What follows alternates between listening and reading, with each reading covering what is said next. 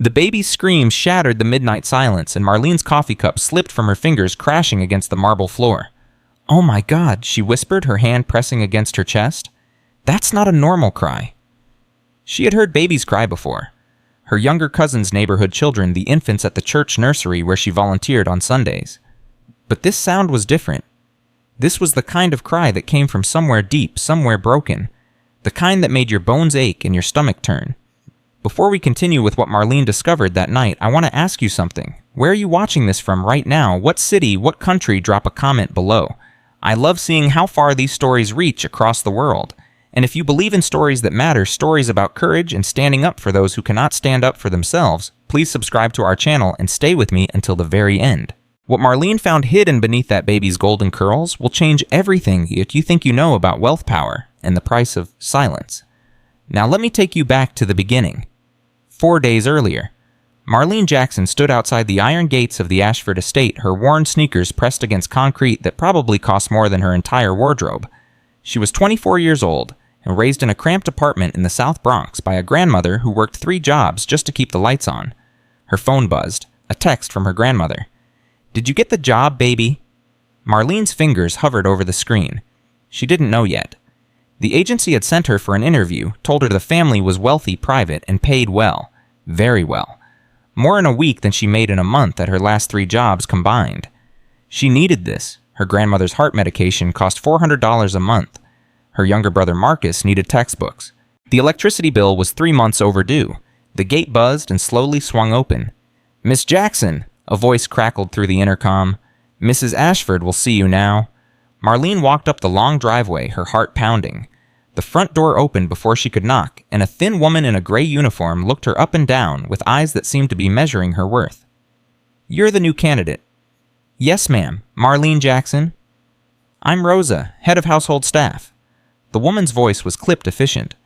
"Follow me. Don't touch anything. Don't speak unless spoken to, and whatever you see in this house, you forget the moment you leave.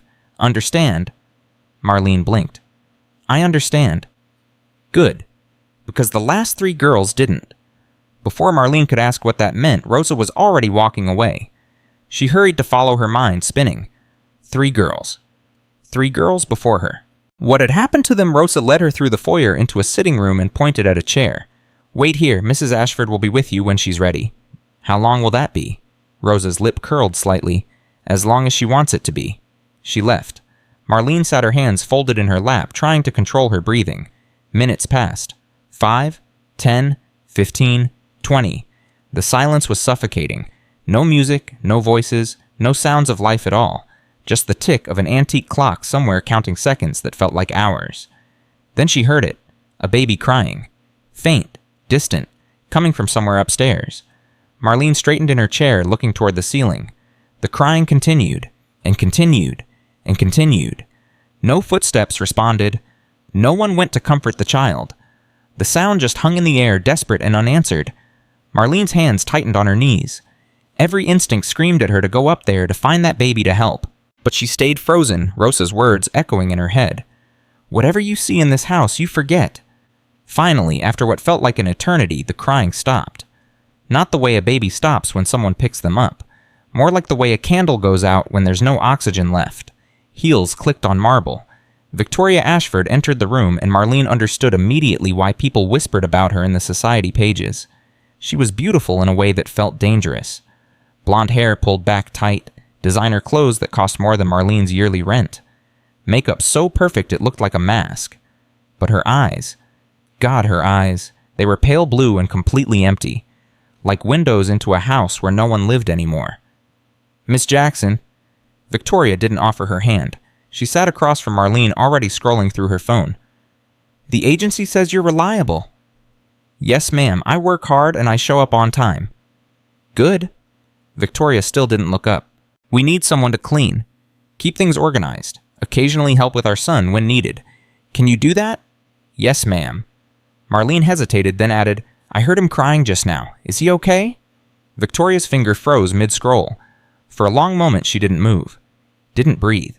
The temperature in the room seemed to drop 10 degrees. Then she looked up and Marlene felt her blood turn to ice. "My son," Victoria said softly, "has a nanny who handles all of his needs. You won't need to concern yourself with him." "I didn't mean to overstep. I just thought maybe someone should check on him." "Someone did." Victoria's smile didn't reach her eyes. "I appreciate your concern, Miss Jackson, but let me be very clear about something." She leaned forward slightly. "In this house, we mind our own business. We do our jobs. We don't ask questions about things that don't concern us. The girls who couldn't understand that simple rule are no longer employed here. Do you understand?" The threat hung in the air between them, sharp as a blade. "Yes, ma'am," Marlene said quietly. "I understand." "Good." Victoria stood the interview apparently over. "You'll start Monday. Rosa will show you to your quarters and explain your duties. Don't disappoint me." She was gone before Marlene could respond, her heels clicking away into the depths of the mansion. Marlene sat alone in the sitting room, her heart hammering against her ribs. 3 girls before her, all gone.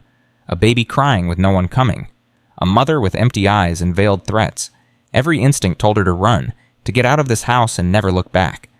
But then she thought about her grandmother's medication, her brother's textbooks, the electricity bill with final notice stamped in red. She needed this job. God help her, she needed this job. Rosa appeared in the doorway. "Well, did you get it?" Marlene nodded slowly. "Then come with me. I'll show you your room." Rosa paused, studying Marlene's face. "You look like you've seen a ghost." "I heard the baby crying," Marlene said. "During the interview, for almost 20 minutes. No one went to him." Rosa's expression flickered. Just for a second. Something that might have been fear or might have been warning. "Like I said," Rosa replied, her voice dropping low, "whatever you see in this house you forget. That's how you survive here." "Survive," Marlene repeated. "That's a strange word to use."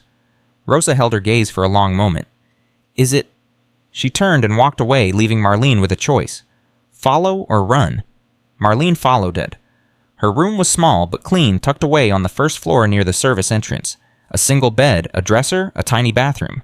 More than she had at her grandmother's apartment where she slept on a pull-out couch in the living room. Rosa stood in the doorway, listing rules in a flat monotone. You wake at 6, breakfast is in the kitchen at 6:30.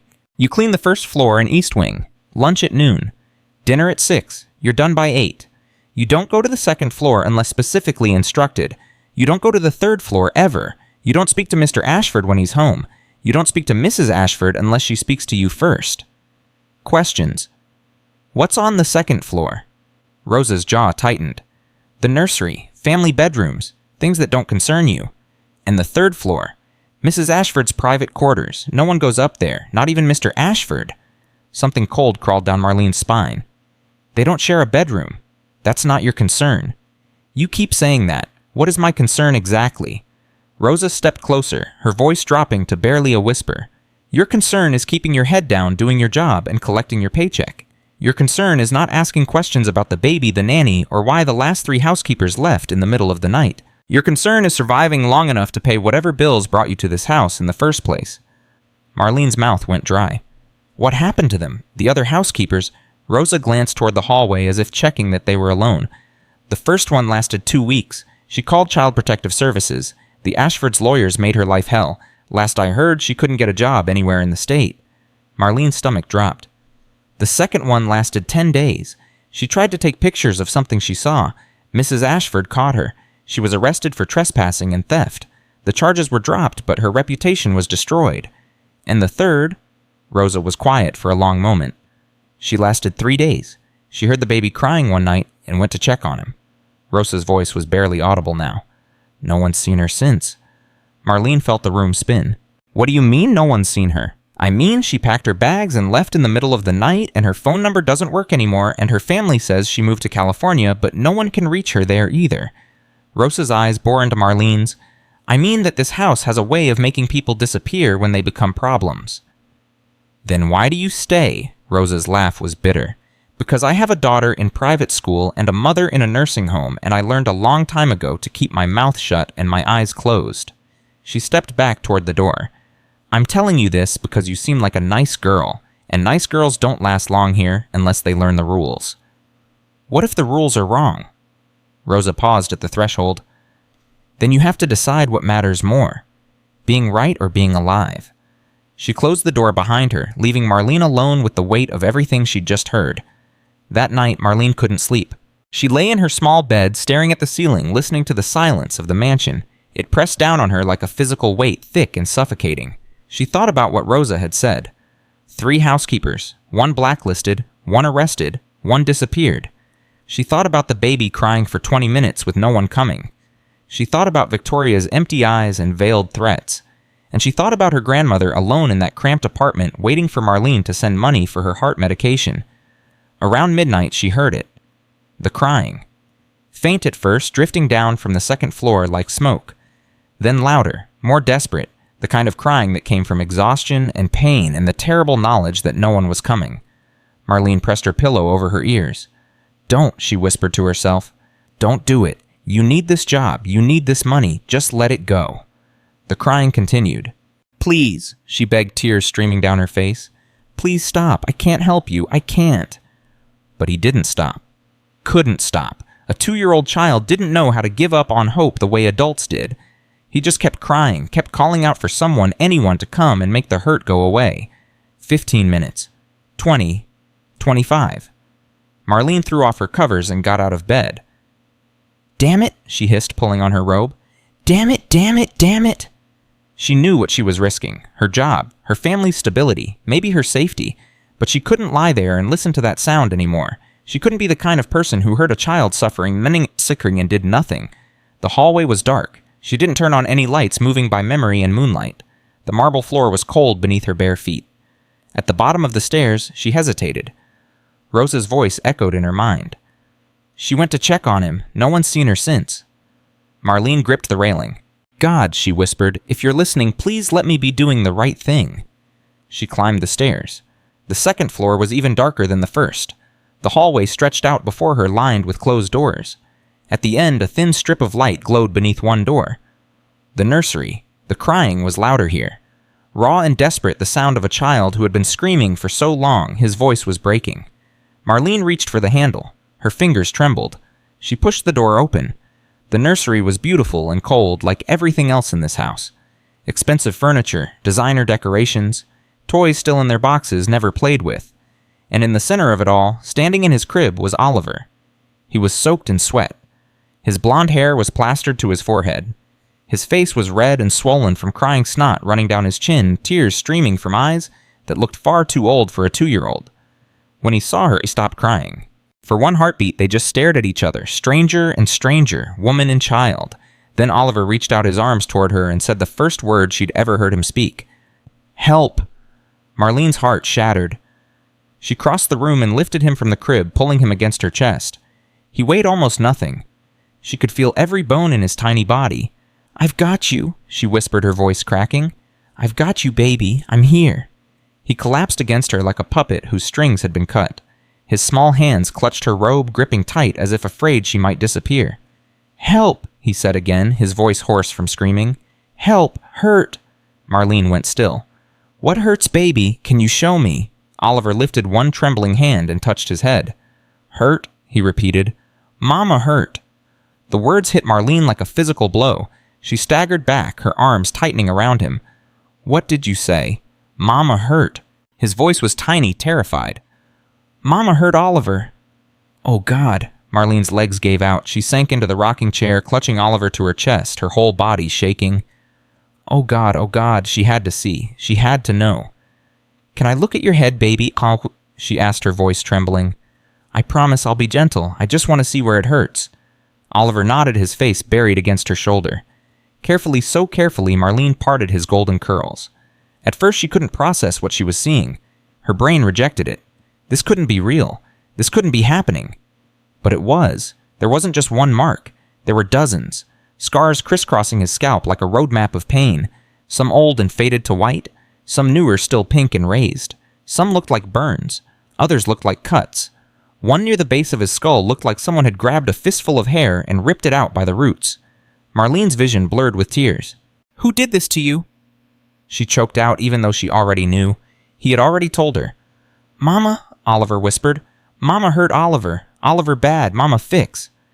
Fix. The word made Marlene's stomach heave. She turned her head and vomited onto the floor, one arm still clutching Oliver tight. This wasn't abuse. This was torture. This was a mother systematically hurting her own child and hiding the evidence under his hair, where no one would see. "You're not bad," Marlene gasped, wiping her mouth with the back of her hand. "You hear me? You're not bad. None of this is your fault." Oliver looked up at her with those haunted eyes. "Oliver good?" "Yes, baby." She was crying openly now, tears streaming down her face. "You're so good. You're so, so good." He reached up and touched her cheek, his tiny fingers tracing the path of her tears.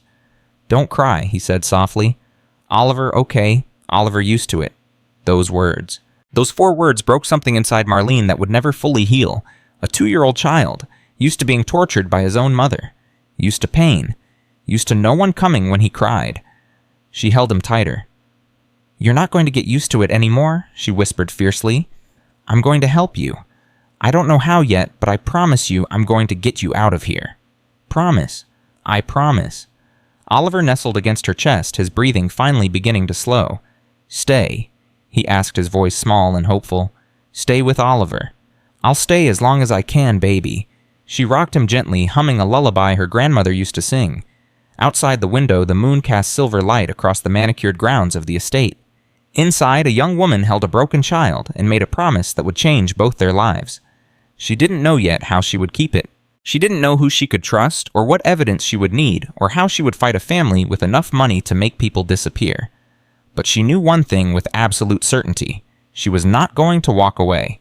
Not this time. Not ever. Around 3 in the morning, Oliver finally fell asleep in her arms.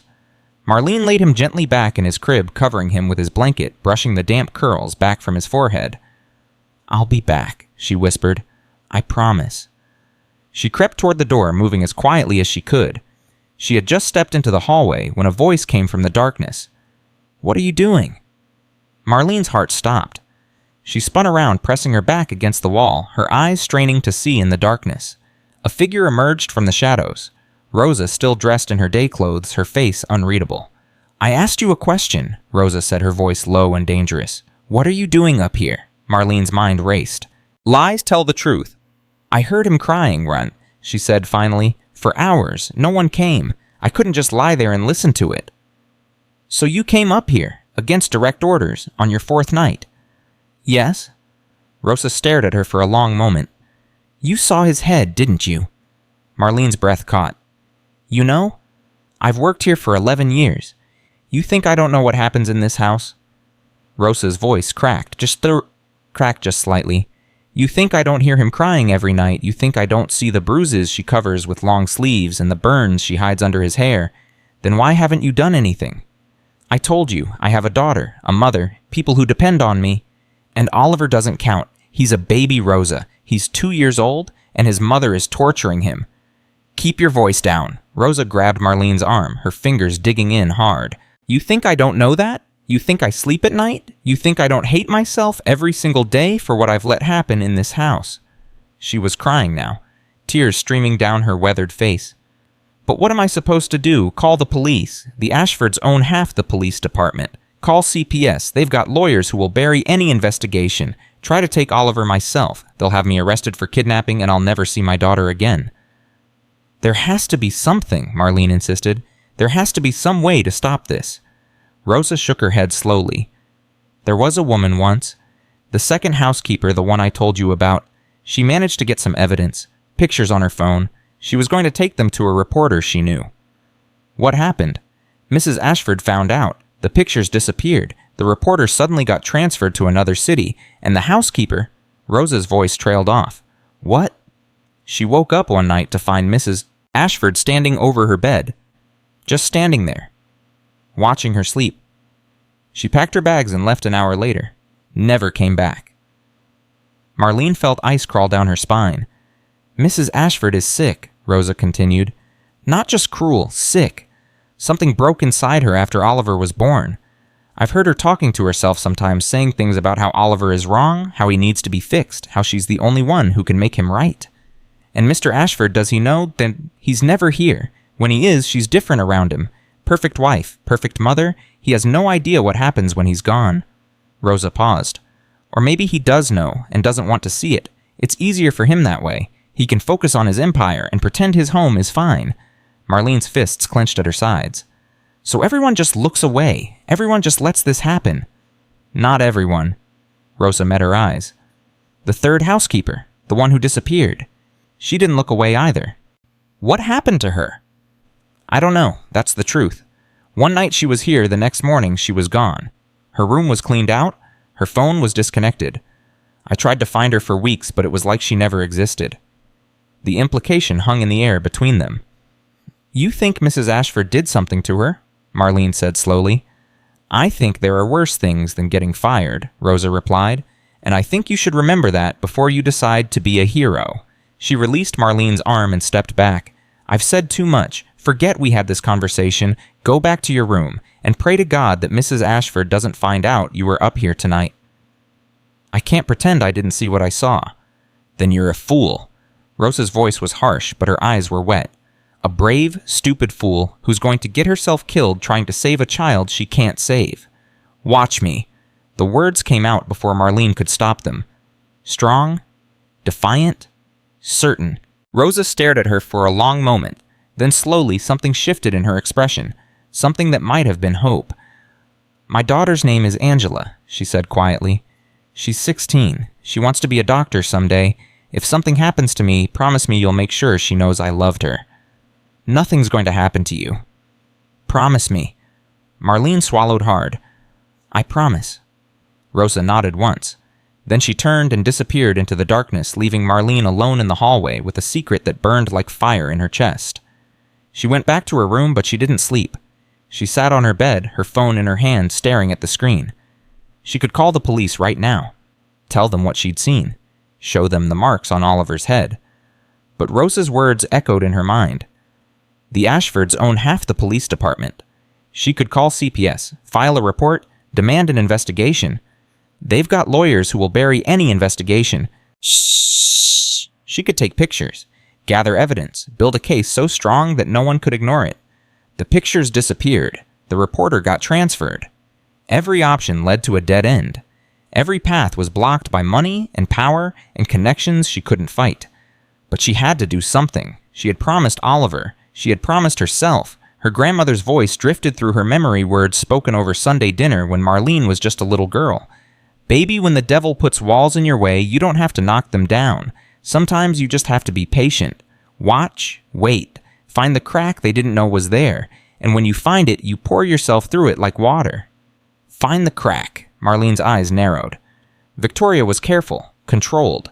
She hid her abuse under Oliver's hair where no one would see. She kept him isolated in the nursery. She threatened anyone who got too close. But everyone made mistakes. Everyone had weaknesses. Everyone eventually got sloppy. Marlene just had to watch. Wait. Be patient. And when Victoria finally made a mistake, Marlene would be ready. The next morning, Marlene found a note slipped under her door.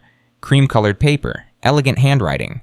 Marlene, I know you were in the nursery last night. This is your only warning. Stay away from my son. Focus on your duties. If I find you near him again, you will be terminated immediately, and I will ensure you never work in this state again. V.A. Marlene read the note 3 times. Then she folded it carefully and slipped it into her pocket. Victoria knew. Of course she knew. There were probably cameras everywhere in this house watching everything, recording everyone. But Victoria had made a mistake. A small one, but a mistake nonetheless. She had warned Marlene instead of firing her. That meant she was worried about something. Maybe about what Marlene had seen. Maybe about what Marlene might do. Maybe she wanted to keep Marlene close where she could watch her rather than letting her loose in the world with dangerous knowledge. Whatever the reason, Victoria had given Marlene time, and Marlene intended to use every second of it. She went to the kitchen for breakfast, acting normal, acting like nothing had happened. Rosa was there, not meeting her eyes, busying herself with dishes. Morning, Rosa. Morning. Sleep well? Rosa's hand stilled for just a moment. Well enough, you... Like a baby. The words hung in the air between them, heavy with double meaning. Victoria swept into the kitchen a moment later, dressed in white silk, her phone already pressed to her ear. No, I need them here by noon. I don't care what it costs. Just make it happen. She poured herself coffee without looking at either of them, then paused at the doorway. Marlene. Yes, ma'am. Victoria's smile was ice. I trust you got my note this morning. Yes, ma'am. I understand completely. Good. I knew you were a smart girl. She tilted her head slightly. Oh, and I should mention, my husband returns from his business trip this evening. I expect the house to be absolutely perfect. Not a speck of dust. Not a thing out of place. Do you understand? Yes, ma'am. Good. She swept out her heels, clicking against the marble. Marlene released a breath she didn't know she'd been holding. She's testing you, Rosa murmured without looking up, seeing if you'll crack. I won't. We'll see. Marlene spent the day cleaning with a focus she'd never had before. Every surface polished, every corner swept, every detail perfect. But her mind was elsewhere, planning, calculating, searching for the crack her grandmother had told her about. Richard Ashford was coming home tonight. The father, the billionaire, the man who was never here. Rosa had said he didn't know what Victoria did when he was gone, that she was different around him. Perfect wife, perfect mother. But what if someone showed him the truth? What if someone made him see what he'd been refusing to see? It was a risk, a huge risk. For all Marlene knew, Richard was just as bad as Victoria. Maybe he knew everything and didn't care. Maybe he would have Marlene thrown out the moment she opened her mouth. But what if he didn't? What if he was just a man who worked too much and trusted too easily and had no idea that his wife was torturing their son? It was a crack, a small one, but it was something. Marlene just had to figure out how to pour herself through it. That evening, she heard the car pull up the driveway. She was in the east wing, dusting a bookshelf she had already dusted 3 times when the front door opened and a man's voice echoed through the foyer. Victoria, I'm home. Marlene moved quietly to the doorway, peering out. Richard Ashford looked like his photographs. Tall, distinguished, silver at his temples. But there was something tired about him in person, something worn, like a man who carried more weight than anyone knew. Victoria appeared at the top of the stairs, her smile radiant. Darling, you're early. She descended the stairs like a queen, her white dress flowing behind her. When she reached him, she kissed his cheek, her hand resting on his arm. How was the trip? Long, exhausting. Richard rubbed his eyes. I just want to see Oliver, and go to bed. Something flickered across Victoria's face. So fast, Marlene almost missed it. Oliver's already asleep, darling. You know how he is, early to bed. It's only 7. He wasn't feeling well today. I thought it was best to let him rest. Richard frowned. I'll just peek in on him. I haven't seen him in 2 weeks. Richard, Victoria's voice sharpened just slightly. He needs his rest. You can see him in the morning. For a moment, they stood there, husband and wife, something unspoken passing between them. Then Richard sighed. This fine. You're right. I'm sure he needs his sleep. He does. Victoria's smile returned, warm and perfect. Come, darling. Rosa made your favorite for dinner. She led him toward the dining room, her arm linked through his. Marlene watched them go, her heart sinking. He didn't push. He didn't insist. He just accepted what Victoria told him because it was easier than fighting. Maybe Rosa was right. Maybe he knew more than he let on. Maybe he just didn't want to see. Or maybe, just maybe, he was a man who loved his wife and trusted her completely, never imagining the monster that lived beneath her perfect mask. Either way, Marlene couldn't rely on him to save Oliver. She would have to find another way. That night, Marlene lay awake again, listening. The house was quiet. Richard and Victoria had retired to their separate floors. Victoria to her private quarters on the 3rd floor, Richard to the master bedroom on the 2nd. Around midnight, Marlene heard footsteps. Light, careful. Moving down the hallway above her. Then the creak of a door opening. The nursery. Marlene's blood ran cold. She crept out of her room, moving silently through the darkened house. She climbed the stairs, staying close to the wall where the boards didn't creak. The nursery door was open just a crack. And through that crack, Marlene saw something that made her heart stop. Victoria was standing over Oliver's crib. She wasn't hurting him, not at that moment. She was just standing there looking down at him with an expression that made Marlene's skin crawl. It was love, but twisted, broken, wrong. My perfect boy, Victoria whispered, her voice eerily calm. Mama's going to make you right. Mama's going to fix everything. You just have to be patient. You just have to be good. She reached down and stroked Oliver's hair, her fingers tracing the scars beneath his curls. So many marks, she murmured. But they'll fade. They always fade. And then you'll be perfect, just like Mama wants. Marlene pressed her hand over her mouth to keep from screaming. This wasn't just abuse. This wasn't just cruelty. Victoria was insane. Completely, utterly, dangerously insane. And she had a 2-year-old child completely at her mercy. Victoria lingered for a few more minutes, whispering things Marlene couldn't hear. Then she straightened, smoothed her silk robe, and walked toward the door. Marlene pressed herself into a doorway, holding her breath. Victoria passed within inches of her close enough that Marlene could smell her perfume, something floral and expensive. She didn't see Marlene. Didn't sense her there. She just glided past like a ghost and disappeared. Disappeared up the stairs to the 3rd floor. Marlene waited until she heard the door close above. Then she moved. She slipped into the nursery, her heart pounding so hard she thought it might burst. Oliver was awake, his eyes wide and frightened. "Shh," she whispered, lifting him quickly. "It's me. It's Marlene. You're okay." "Mama came," Oliver whimpered. Mama touched Oliver's head. "I know, baby. I know." Marlene held him tight, her mind racing.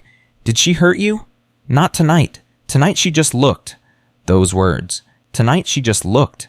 As if there were nights when she did more than look. Marlene wanted to grab Oliver and run. Right now. Out the door. Into the night. As far from this house as she could get. But where would she go? She had no car, no money, no way to protect him from the army of lawyers the Ashfords would unleash. Running wasn't the answer. Not yet. She needed evidence. She needed allies. She needed a plan that would actually work. "Oliver," she whispered, her voice urgent, "I need you to do something for me. I need you to be very, very brave." He looked up at her with those old, tired eyes. "Okay? I'm going to help you, I promise. But I need a little more time. Can you hold on for a little longer?" He nodded slowly. Oliver hold on. Oliver used to holding on. Tears burned in Marlene's eyes. "That's my brave boy." She kissed his forehead gently. "Every night I'm going to check on you. Every single night. And if your mama hurts you, I need you to show me where. Can you do that?" "Yes?" "Good boy."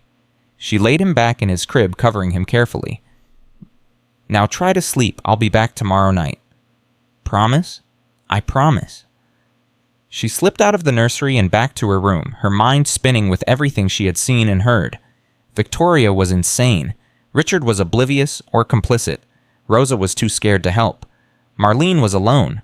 But she wasn't helpless. She had seen the monster. She had heard it speak. She knew its patterns, its routines, its twisted logic. And she was going to find a way to destroy it. No matter what it cost her, no matter how long it took. She was going to save that little boy, or die trying. 3 days passed like a slow bleeding wound. Marlene cleaned. She polished. She scrubbed floors that were already spotless and organized closets that didn't need organizing. She smiled when Victoria walked by. She kept her head down when Richard was home. She played the role of the perfect, obedient housekeeper. But every night after the house fell silent, she climbed those stairs. Every night she held Oliver until he stopped shaking. Every night she documented what she found. On the first night there was a new bruise on his arm. Small. Purple. Shaped like fingers. "Mama grabbed," Oliver whispered. Oliver cried too loud. Marlene photographed it with her phone, her hands trembling.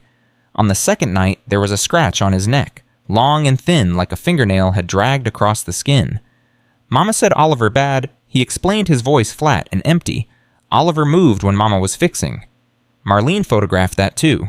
On the third night, she found something that made her stomach heave. A burn. Fresh. On the inside of his thigh, where no one would see unless they were looking. "How?" Marlene choked out, tears streaming down her face. "How did this happen?" Oliver's eyes were distant, disconnected.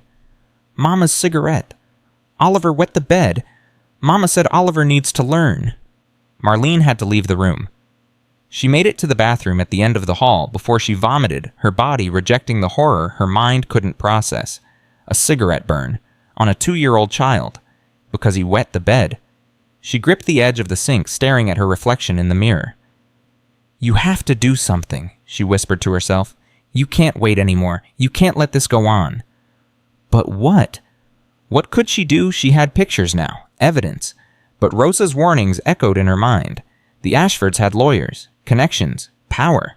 They had made the last housekeeper's evidence disappear like it never existed. Marlene needed more than pictures. She needed a witness. Someone besides Rosa who was too scared to speak. Someone the authorities would believe. She needed Richard. The thought had been growing in her mind for days. Richard Ashford might be oblivious, might be willfully blind, but he was still Oliver's father. If he saw the evidence, if he understood what Victoria was doing, he might actually do something. Or he might have Marlene arrested and thrown out. It was a gamble, a huge one. But she was running out of options. The next morning, Marlene made her move. She waited until Victoria left for her weekly spa appointment, a 3-hour ritual that she never missed. Then she went looking for Richard. She found him in his study, surrounded by papers and laptop screens, his phone pressed to his ear. "No, I need those numbers by end of day. I don't care what the analysts say. It's just that the projections are wrong." He glanced up when she knocked on the open door, his expression shifting from annoyance to confusion. "Hold on," he said into the phone. Then to Marlene, "Can I help you, Mr. Ashford?" Marlene's voice was steady, but her heart was pounding. "I need to speak with you. It's about Oliver." Something flickered in Richard's eyes. Concern. Fear. She couldn't tell. "I'm on a call." "It's urgent, sir. Please." He stared at her for a long moment. Then he spoke into the phone. "I'll call you back." He hung up and set the phone on his desk, leaning back in his chair. "You're the new housekeeper, Marlene, right?" "Yes, sir." "What about my son?" Marlene closed the door behind her. Her hands were shaking, but she forced herself to walk forward to meet his eyes. "Mr. Ashford, I know this isn't my place. I know you don't know me, and you have no reason to trust me, but I need you to listen to what I'm about to say, and I need you to really hear it." Richard's expression hardened. "If this is about household matters, you should speak to Rosa." "It's not about household matters." Marlene took a deep breath. "It's about what your wife is doing to your son." The room went very still. Richard's face was unreadable, but something shifted in his posture, a tension that hadn't been there before. "What did you say, Oliver has marks on his body, Mr. Ashford. Scars, burns, bruises, hidden where no one can see them, under his hair, on his thighs, places that wouldn't show up in photographs unless you knew to look." "That's a very serious accusation." "I know." "You're accusing my wife of child abuse." "I'm telling you what I've seen with my own eyes." Marlene pulled out her phone. "And I have pictures to prove it." She held out the phone, her hand trembling. Richard didn't take it. He just stared at her, his jaw tight. "Mrs. Ashford said you were let go from your previous position," he said slowly. "She said you might cause trouble." Marlene's blood ran cold. Victoria had been preparing for this, poisoning the well before Marlene could even try to speak. "I was let go because the restaurant I worked at closed down. You can verify that with the agency." She pushed the phone closer. "Please, Mr. Ashford, just look at the pictures. That's all I'm asking. If I'm lying, you'll know. But if I'm telling the truth, your son needs your help." For a moment, she thought he would refuse. She thought he would call security, have her thrown out, end everything before it could begin. But then Richard reached out and took the phone. He looked at the first picture. His face went pale. He swiped to the second. His hand began to shake. By the third picture, his eyes were wet. "When were these taken?" His voice was barely a whisper. "Over the past 3 days. There are more. New ones every night." "That's not possible. Victoria would never..." He trailed off, staring at the screen. "She's his mother. She loves him." "Mr. Ashford, I've heard Oliver say the words himself. He told me Mama hurt. He told me she burns him when he wets the bed. He told me she scratches him when he moves too much during what she calls fixing." Richard's hand came up to cover his mouth. He looked like a man watching his world crumble. "I don't believe this," he said, but his voice was hollow. "I can't believe this." "Then check for yourself. Tonight, go into the nursery and look at your son. Really look at him. Look under his hair. Look at his arm and legs. See what I've seen." "Victoria said you were in the nursery. She said you were overstepping, getting too attached to Oliver." "I was in the nursery because he cries every night for hours and no one comes. Not you, not her, not the nanny that doesn't exist." Marlene's voice cracked with emotion. "He's 2 years old, Mr. Ashford. He weighs almost nothing. He flinches when anyone raises their hand. He told me he's used to pain. What kind of 2-year-old is used to pain?" Richard set the phone down on his desk. His hands were shaking badly now. "If this is true," he said slowly, "why wouldn't Rosa have said something? She's been with us for 11 years. "Because Rosa is terrified. Because your wife threatened to destroy her if she talked. Because the last 3 housekeepers who tried to help Oliver either got blacklisted, arrested, or disappeared. Completely." Richard's head snapped up. Disappeared. "One of them hasn't been seen since she left this house. Her phone's disconnected. Her family can't reach her." Marlene leaned forward. "I don't know what happened to her, Mr. Ashford, but I know I'm not imagining what I've seen. And I know that every day you do nothing, your son suffers more." The silence stretched between them, thick and suffocating. Finally, Richard spoke. "Get out. Marlene's heart sank. "Mr. Ashford, please." "I said get out." His voice was harder now, but there were tears on his cheeks. "I need to think. I need to process what you've told me. Just go, and don't say anything to Victoria." "What are you going to do?"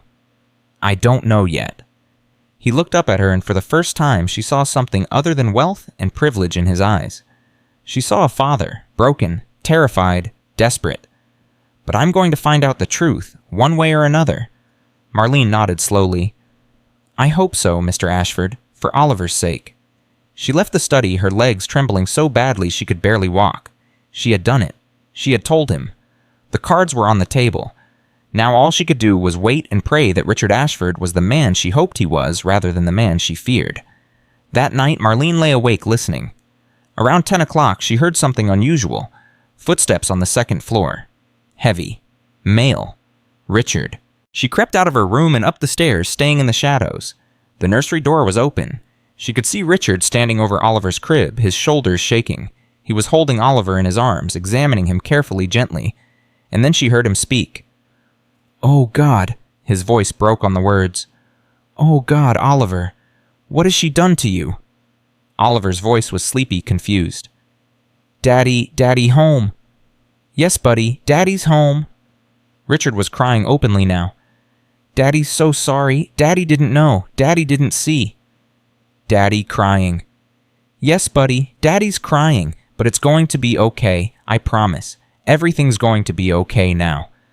Marlene felt tears streaming down her own face. He had looked, he had seen, he believed her, but her relief was short-lived. Because at that moment a voice came from behind her. What a touching scene. Marlene spun around, her heart stopping. Victoria stood at the top of the stairs, still in her dinner dress and pearls. Her face was calm, almost serene, but her eyes were burning with cold fury. "I wondered when you'd finally grow a spine, Richard." Victoria walked past Marlene as if she weren't there, moving toward the nursery.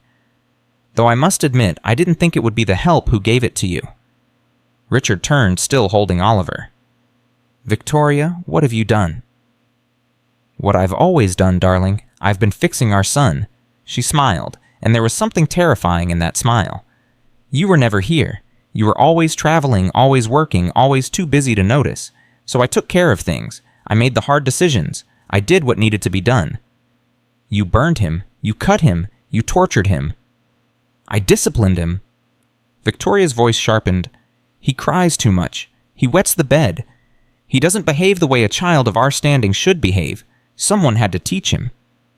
He's 2 years old. And already he's learning. Already he's getting better." Victoria tilted her head. "In a few more years, he'll be perfect. Well-behaved, controlled. Everything in Ashford should be." Richard stared at his wife like he was seeing her for the first time. "You're insane." "I'm practical." Victoria's smile didn't waver. "Now put Oliver back in his crib, Richard. This conversation doesn't concern him. I'm not putting him anywhere near you, ever again." "Don't be dramatic," Victoria sighed. "What are you going to call the police? Tell them your wife disciplines your child. They'll laugh you out of the station." "I have pictures. Evidence." Victoria's eyes flickered to Marlene, still frozen in the hallway. "Ah, the maid." Her voice dripped with contempt. "I should have fired her the first night. I knew she would be trouble. She was trying to protect our son, which is more than I can say for either of us." "She was trying to destroy our family." Victoria's voice rose.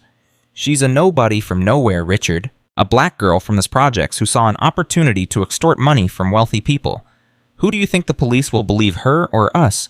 Marlene's fists clenched. She wanted to scream, to fight, to tell this woman exactly what she thought of her, but she stayed silent. This wasn't her battle anymore. This was between husband and wife. Richard's jaw tightened. "I believe her. I believe what I saw with my own eye. And tomorrow morning I'm calling our lawyers, not to protect you, to divorce you, and to make sure you never get within 100 feet of Oliver again." Victoria's smile finally faded. "You wouldn't dare." "Watch me." For a long moment they stood there, husband and wife, the ruins of their marriage crumbling between them. Then Victoria's face twisted into something ugly, something raw, the mask finally coming off. "You think you can take him from me?" Her voice was a hiss. "He's mine. I made him. I carried him for 9 months. I pushed him out of my body. He belongs to me. He's not property, Victoria. He's a child. He's my child, and I will never, ever let him go. She lunged forward, reaching for Oliver. Richard stumbled back, clutching his son. Victoria, stop. Give him to me. She was screaming now, clawing at Richard's arms. Give me my son. Oliver started wailing, terrified by the violence, the noise, the mother who had become a monster before his eyes. Marlene moved without thinking. She rushed into the nursery and grabbed Victoria from behind, pulling her back. Let go of me, Victoria shrieked. How dare you touch me? I'll have you arrested. I'll destroy you. Stop, Marlene shouted. You're scaring him. Look at what you're doing. Victoria twisted in her grip, her elbow catching Marlene in the ribs. Pain exploded through her side, but she held on. Rosa, she screamed. Rosa, call 911 now. For a moment, nothing happened. Then she heard footsteps running Rosa's voice on the phone, words tumbling out about police and emergency and please hurry. Victoria heard it too. She went still in Marlene's arms. You called the police? Her voice was suddenly calm again, eerily calm. That's a mistake. You have no idea what you've done. I know exactly what I've done, Marlene said, her voice shaking. I've saved that little boy from you. Victoria turned her head, meeting Marlene's eyes, and what Marlene saw there made her blood run cold, because there was no fear in Victoria's eyes, no panic, no desperation, only cold, calculating certainty. This isn't over, Victoria whispered. Not by a long shot. The police arrived 23 minutes later. Marlene counted every one of those minutes, holding Victoria at bay, while Richard clutched Oliver and Rosa stood guard at the door. When the officers finally came up the stairs, everything changed very quickly.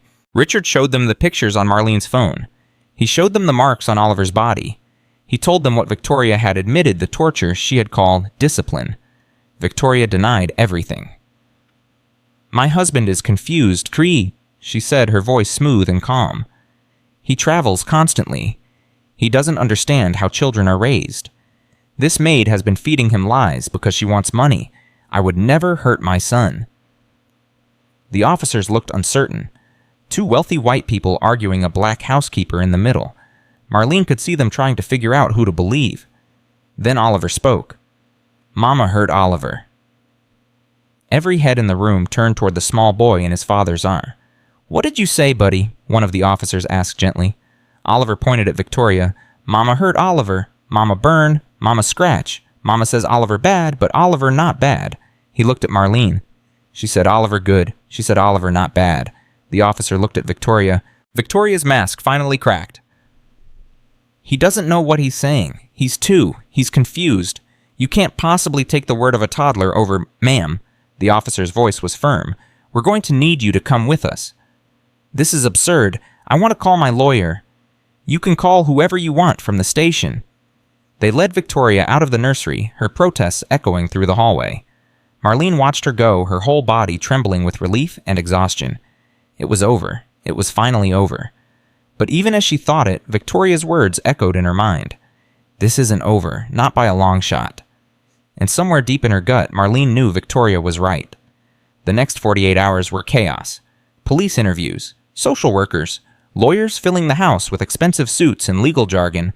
Richard barely slept, spending every moment with Oliver, trying to make up for years of absence in the span of 2 days. Marlene was interviewed 3 times. She told the same story each time, showed the same pictures, answered the same questions. Yes, she had seen the marks. No, she had never seen Victoria hurt Oliver directly. Yes, she had heard Oliver say his mother hurt him. No, she didn't know about the previous housekeepers beyond what Rosa had told her. On the 3rd interview, a detective named Harris pulled her aside. You did a brave thing, he said quietly. Most people in your position would have looked the other way. I couldn't. Why not? Marlene thought about her grandmother, about doing right even when right was hard, about a little boy with scars on his head and exhaustion in his eyes. Because someone had to see him, she said, and I was the only one who did. Detective Harris nodded slowly. There's going to be a custody hearing. The DA is pressing charges against Victoria Ashford. You'll probably be called as a witness. I'll be there. The Ashfords have very good lawyers. They're going to try to tear you apart on the stand, make you look unreliable, question your motives, your background. Let them try. Harris studied her for a moment, then smiled. I think I believe you, Miss Jackson, and I don't believe many people. Victoria was released on bail that same day. $500,000. Pocket change for the Ashford family. She wasn't allowed. Within 100 yards of Oliver or the estate, she moved into a hotel in the city surrounded by lawyers already building her defense. Richard hired security, 2 men who stood at the gates day and night watching for any sign of Victoria or her people. Marlene thought they were safe. She was wrong. 4 nights after Victoria's arrest, Marlene was in the kitchen making herself tea when her phone buzzed. Unknown number, she answered without thinking. Hello.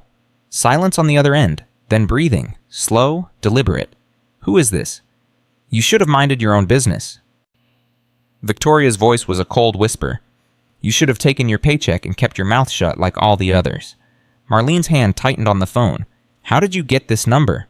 I get whatever I want. That's what money does. A soft laugh. You think this is over? You think because you called the police and gave your little statements that you've won? You're not supposed to be contacting me. I'm not supposed to do a lot of things. Victoria's voice hardened. But I always do them anyway. That's the difference between people like me and people like you. You follow the rules. I make them. What do you want? I want you to know something. Victoria paused. The woman who was here before you, the one who disappeared, her name was Sandra. Marlene's blood turned to ice. Do you know what happened to Sandra Marlene? No? Neither does anyone else. Another soft laugh. Isn't that funny? A woman just vanishes into thin air and nobody ever finds out what happened to her. Nobody ever will. Are you threatening me? I'm educating you about how the world works. Victoria's voice dropped even lower. You took my son from me. You turned my husband against me. You destroyed everything I built. And you think there won't be consequences. I'm not afraid of you. Then you're even stupider than I thought. The line went dead. Marlene stood frozen in the kitchen, her tea forgotten, her heart pounding so hard she could hear it in her ears. She should tell someone. The police, Richard, anyone. But what could they do? Victoria hadn't made any specific threats. She was too smart for that. All she had done was remind Marlene that she was powerful, connected, and utterly without conscience. And that she never ever forgot. That night, Marlene couldn't sleep. She lay in her bed, staring at the ceiling, jumping at every sound. The creak of the old house settling. The wind rattling the windows, a car driving past on the distant road. Every noise sounded like footsteps. Every shadow looked like a figure in the dark. Around 2 a.m, her phone buzzed again. She grabbed it, heart racing. But it wasn't Victoria. It was a text from a number she didn't recognize. My name is Sandra Chen. I'm the housekeeper who disappeared. I'm not dead, but I'm hiding. If you want to know the truth about Victoria Ashford, meet me tomorrow at noon. East Side Diner. Come alone. Marlene read the message 3 times. Sandra, the woman who vanished, the one Victoria had implied, was dead. She was alive, and she wanted to talk. It could be a trap, a setup by Victoria to get Marlene somewhere isolated, but it could also be exactly what Marlene needed. A witness, someone else who knew the truth about what happened in this house.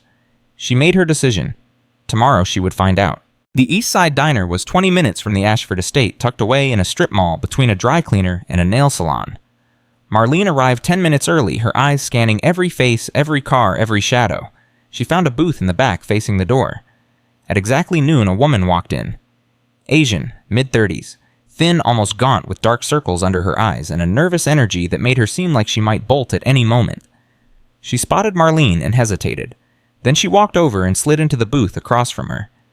You came alone. Yes? You sure? I'm sure. Sandra studied her for a long moment. You're either very brave or very stupid. I've been told both. A ghost of a smile crossed Sandra's face. I was the housekeeper before you. I lasted 4 months. That's longer than most. What happened? Same thing that's happening to you. Sandra's voice was barely above a whisper. I saw the marks on Oliver. I heard him crying at night. I tried to help. And Victoria found out? Victoria always finds out. Sandra's hands were shaking. She pressed them flat against the table. She has cameras everywhere. The staff is terrified of her, and her money buys silence from anyone who might talk. But you got away. I ran. Sandra's eyes grew distant.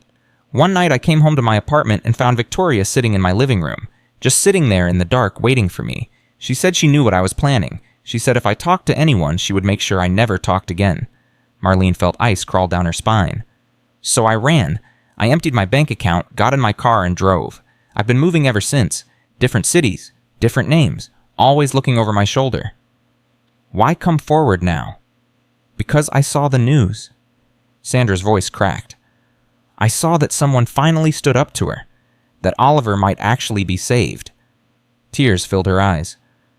I've been carrying this guilt for 2 years, knowing what was happening to that little boy and being too scared to do anything about it.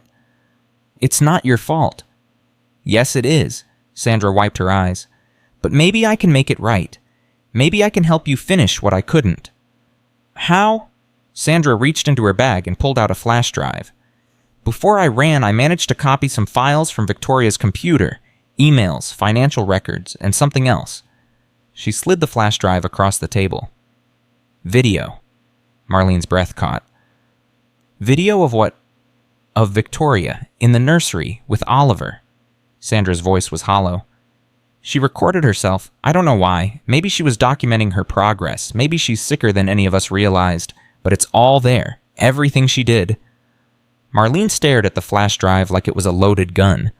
This could end her. It could send her to prison for the rest of her life. Sandra leaned forward. But you have to be careful. If she finds out you have this before it gets to the authorities, she'll destroy it. And you. I understand. Do you? Sandra's eyes were intense. Victoria Ashford is not a normal person. She doesn't think like you or me. She has no conscience, no limits, no lines she won't cross, and she has resources you can't even imagine. I'm not going to stop. I know. Sandra smiled sadly. That's why I came to you. Because I saw the interview you gave to the police. The way you talked about Oliver. You love that little boy. I barely know him. You know him better than anyone else in his life. Sandra stood up. Give that to the DA. Make sure it gets into evidence before Victoria's lawyers can suppress it. And whatever you do, don't trust anyone in that house except yourself. Not even Richard. Sandra hesitated. Richard Ashford is weak. He ignored what was happening for years because it was easier than confronting it. He might do the right thing now that he's been forced to see, or he might decide it's easier to make this all go away quietly. She shook her head. Don't put Oliver's fate in his hands. Put it in yours. She turned and walked toward the door. Sandra. She paused. Thank you. Sandra looked back and there were tears in her eyes. Save him, she said softly. Please, save him for both of us. Then she was gone, disappearing into the afternoon sun like a ghost. Marlene sat alone in the booth. The flash drive clutched in her hand. Evidence, real evidence, the kind that could put Victoria away forever. But Sandra's warning echoed in her mind. Don't trust anyone, not even Richard. Marlene slipped the flash drive into her pocket and stood up. She knew what she had to do, and she knew she had to do it alone. Marlene drove back to the estate with the flash drive burning a hole in her pocket. Her mind was racing, turning over Sandra's words again and again. Don't trust anyone, not even Richard. The video on this drive could destroy Victoria forever, but only if it reached the right hands. She pulled through the gates at 1:47 p.m. The security guards waved her through without a second glance. They were watching for Victoria, not for the housekeeper, who had just become the most dangerous person in this whole twisted game. Rosa met her at the service entrance, her face tight with worry. Where have you been? Mr. Ashford has been asking for you. I had an errand to run. An errand. Rosa's eyes narrowed. In the middle of everything that's happening, you had an errand. Marlene met her gaze steadily. Yes. Something passed between them. An understanding. Rosa had survived 11 years in this house by not asking questions, but she wasn't stupid. Be careful, Rosa said quietly. Whatever you're doing, be careful. The walls in this house have ears. I know. Marlene found Richard in the nursery sitting on the floor with Oliver building a tower of blocks. It was such a normal scene, father and son playing together, that it almost made her forget the horror that had brought them to this moment. Almost. You wanted to see me, Mr. Ashford. Richard looked up. His eyes were red-rimmed, exhausted. He hadn't slept more than a few hours since Victoria's arrest. I got a call from the DA's office. The preliminary hearing is scheduled for next week. That's fast. Money makes things move quickly. Victoria's lawyers are pushing for a speedy trial. They think the faster this goes, the less time we have to build a case. He stood up, brushing off his knees. "They want you to testify." "I expected that." "They're also saying Victoria might plead not guilty by reason of insanity." Richard's voice cracked. "Her lawyers are claiming she had a psychotic break after Oliver was born. Postpartum psychosis that went untreated. They're saying she didn't know what she was doing." Marlene felt her blood turn cold. That's her defense. She was crazy, so it doesn't count. "It's not uncommon in cases like this. If they can prove she was mentally ill, she might avoid prison altogether. Psychiatric facility instead. Maybe for a few years, maybe less. And then what? She gets out and comes back for Oliver." Richard's face went pale. "I won't let that happen." How are you going to stop her?" Marlene stepped closer, her voice dropping. "Mr. Ashford, I've seen what your wife is capable of. I've seen the way she looks at Oliver. That's not mental illness. That's something darker, something that doesn't go away with therapy and medication." "What do you want me to do?" "I want you to make sure she never gets near him again, whatever it takes." Richard stared at her for a long moment. "You have something," he said slowly. "Something you're not telling me." Marlene hesitated. Sandra's warning echoed in her mind. Don't trust anyone. But she needed help. She couldn't do this alone. And despite everything, despite his weakness and his willful blindness, Richard was Oliver's father. He was the only one with the power and resources to protect the evidence she carried. She made a decision. "I met someone today," she said quietly. "The housekeeper who was here before me, Sandra Chen." Richard's eyes widened. "Sandra? She's alive. She's been hiding, running from Victoria for 2 years." Marlene pulled the flash drive from her pocket. "She gave me this. She said it contains video of Victoria in the nursery doing things to Oliver." Richard's hand came up to cover his mouth. "Oh, God. If this gets to the DA, it could put Victoria away forever.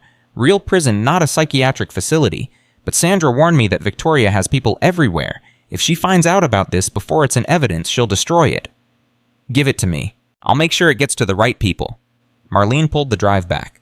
"No." Richard blinked. "Excuse me. I'm sorry, Mr. Ashford. I want to trust you, but Sandra told me something else." Marlene's voice was steady, but her heart was pounding.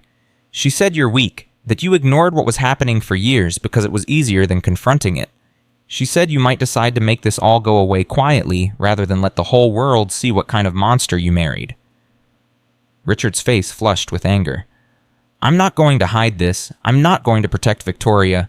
"Then prove it." "How?" "Help me get this to Detective Harris directly, not through lawyers, not through channels that Victoria's people might have access to. Directly? Today?" Richard stared at her, his jaw tight. "You don't trust me?" "I don't trust anyone right now." Marlene's voice cracked with emotion. "I've seen too much. I know too much. And I made a promise to your son that I would keep him safe. I won't break that promise for anyone, not even you." For a long moment, neither of them moved. The only sound was Oliver still playing in the floor, oblivious to the tension crackling above him. Then Richard nodded slowly. "Okay, we'll do it your way. I'll call Harris and set up a meeting." "Thank you." "Don't thank me yet." Richard's voice was heavy. "Victoria is going to fight this with everything she has. And when she finds out about that video, she's going to come after you with everything she has." "I know? Are you ready for that?" Marlene looked down at Oliver, who had stopped playing and was watching them with those old, tired eyes. "For him, yes, I'm ready for anything." The meeting with Detective Harris was set for 6 p.m. at the police station downtown. Marlene spent the afternoon in her room. The flash drive hidden in a sock at the bottom of her bag. She didn't dare look at what was on it. She didn't need to. Whatever Victoria had recorded, whatever horrors were captured on that drive, they would speak for themselves. At 4:30, Rosa knocked on her door. "There's someone here to see you." "Who?" Rosa's face was pale. "She says she's your grandmother." Marlene's heart stopped. Her grandmother. Here. In Connecticut. 200 miles from the Bronx. Something was very, very wrong. She rushed to the service entrance where an elderly black woman stood waiting. Her grandmother, Evelyn Jackson, 72 years old, dressed in her Sunday best, looking completely out of place in this mansion of wealth and secrets. "Grandma, what are you doing here?" Evelyn's face crumpled. "Oh, baby. Oh, sweet Jesus, baby." She pulled Marlene into a fierce hug, her frail body shaking with sobs. "Grandma, you're scaring me. What happened? Is it Marcus? Is he okay?" "Marcus is fine." Evelyn pulled back, wiping her eyes. But someone came to see me today, a lawyer. He said he was from a firm representing Victoria Ashford. Marlene's blood turned to ice. What did he want? He gave me money, baby. Evelyn's voice broke. $50,000 in cash. He said there would be more if I could convince you to stop testifying, to stop helping the police. Grandma, no. I didn't take it. Evelyn grabbed Marlene's hands. I threw it in his face and told him to get out of my house, but baby, the things he said, the threats he made. What threats? He said they knew about Marcus's school. They knew about my medication. They knew about the unpaid bills, the late rent, everything. Evelyn's voice dropped to a whisper. He said they could make our lives very difficult if you didn't cooperate, or they could make our lives very comfortable if you did. Marlene felt her knees go weak. Victoria. Even from her hotel room, even with police watching her every move, it forbade she was still reaching out. Still finding ways to threaten and manipulate. Grandma, listen to me. Marlene gripped the old woman's hands. You need to go home. Take Marcus and go stay with Aunt Ruth in Baltimore, just for a few weeks until this is over. I'm not leaving you alone with these people. You have to. Victoria Ashford is dangerous, more dangerous than you know, and if she can't get to me, she'll go after you, after Marcus. Evelyn's eyes filled with tears. What have you gotten yourself into, baby? I'm protecting a child, Grandma, a little boy who is being tortured by his own mother. I'm the only one who can help him. At what cost? Your safety, your family's safety. What would you have done? Marlene's voice cracked. If you saw a baby being hurt, would you look away? Would you pretend you didn't see? Evelyn was quiet for a long moment. No, she said finally. No, I wouldn't. Then you understand why I have to do this. I understand. Evelyn cupped Marlene's face in her weathered hands. You're just like your mother. Strong, stubborn, always fighting for what's right even when it costs you everything. Mom would have done the same thing. Your mother did do the same thing. Evelyn's voice was soft. That's why she's gone. Because she stood up to people who didn't want to be stood up to. Marlene felt tears streaming down her face. I have to see this through, Grandma. I have to. I know, baby. Evelyn kissed her forehead. I know. Just promise me you'll be careful. Promise me you'll come home when this is over. I promise. They held each other for a long moment. Then Evelyn straightened her shoulders and wiped her eyes.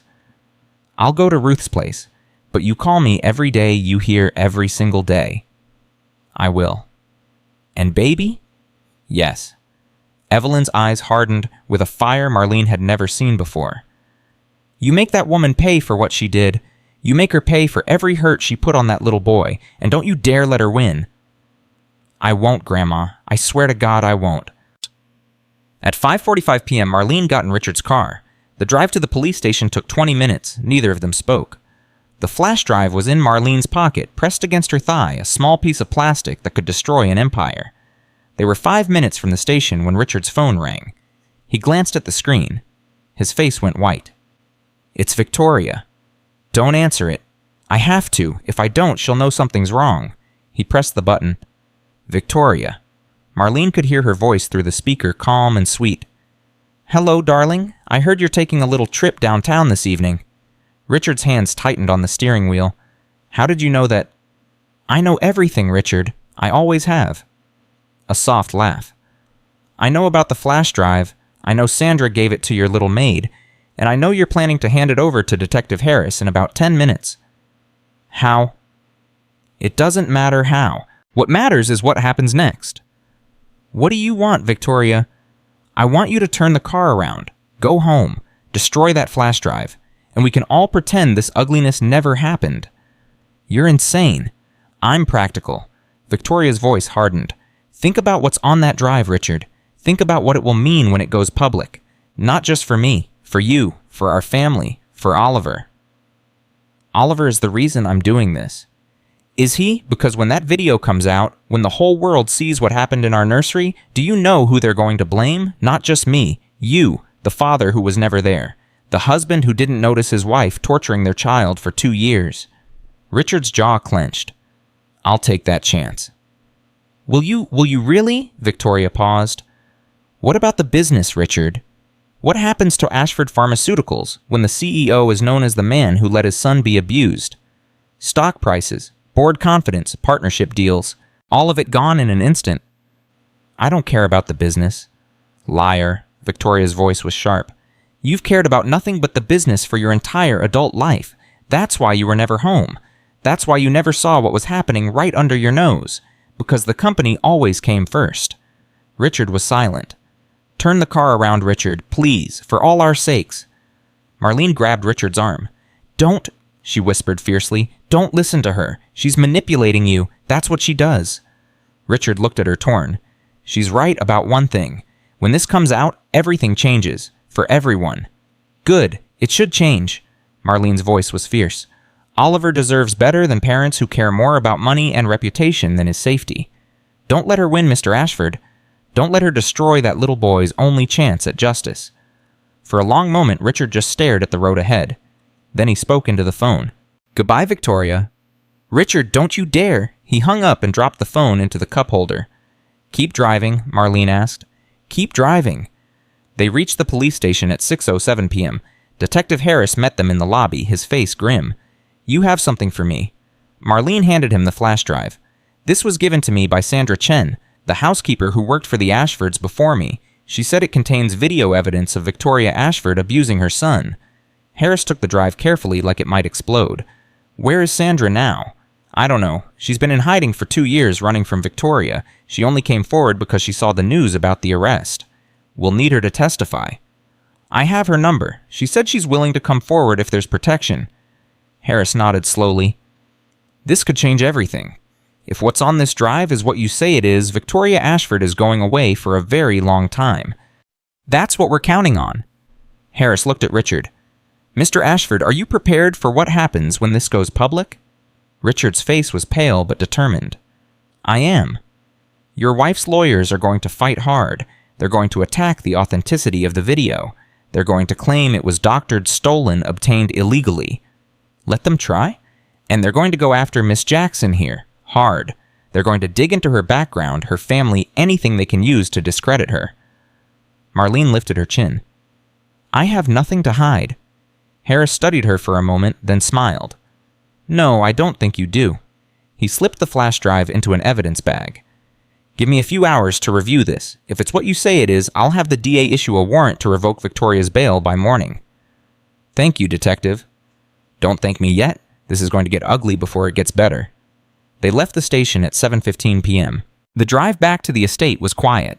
Richard stared out the window, lost in thought. Marlene watched the city lights blur past her mind, spinning with everything that had happened. She had done it. The evidence was in the right hands. Victoria was going to pay for what she did. But Sandra's warning still echoed in her mind. Victoria always finds out. They were 10 minutes from the estate when Marlene's phone buzzed. Unknown number, she answered. Hello. You made a mistake. Victoria's voice was ice. A very serious mistake. How did you get this number? I told you I get whatever I want. A pause. Did you really think I wouldn't know? Did you really think you could hand over that drive without consequences? It's over, Victoria. The police have the evidence. There's nothing you can do now. Oh, there's always something I can do. Victoria laughed softly. Ask Sandra. She thought she got away too. She thought she was safe hiding in her little diner playing hero for the poor abused baby. Marlene's blood ran cold. What did you do, Fuckle? Nothing, yet, but the night is young. Another pause. Sweet dreams, Marlene. I'll be seeing you soon.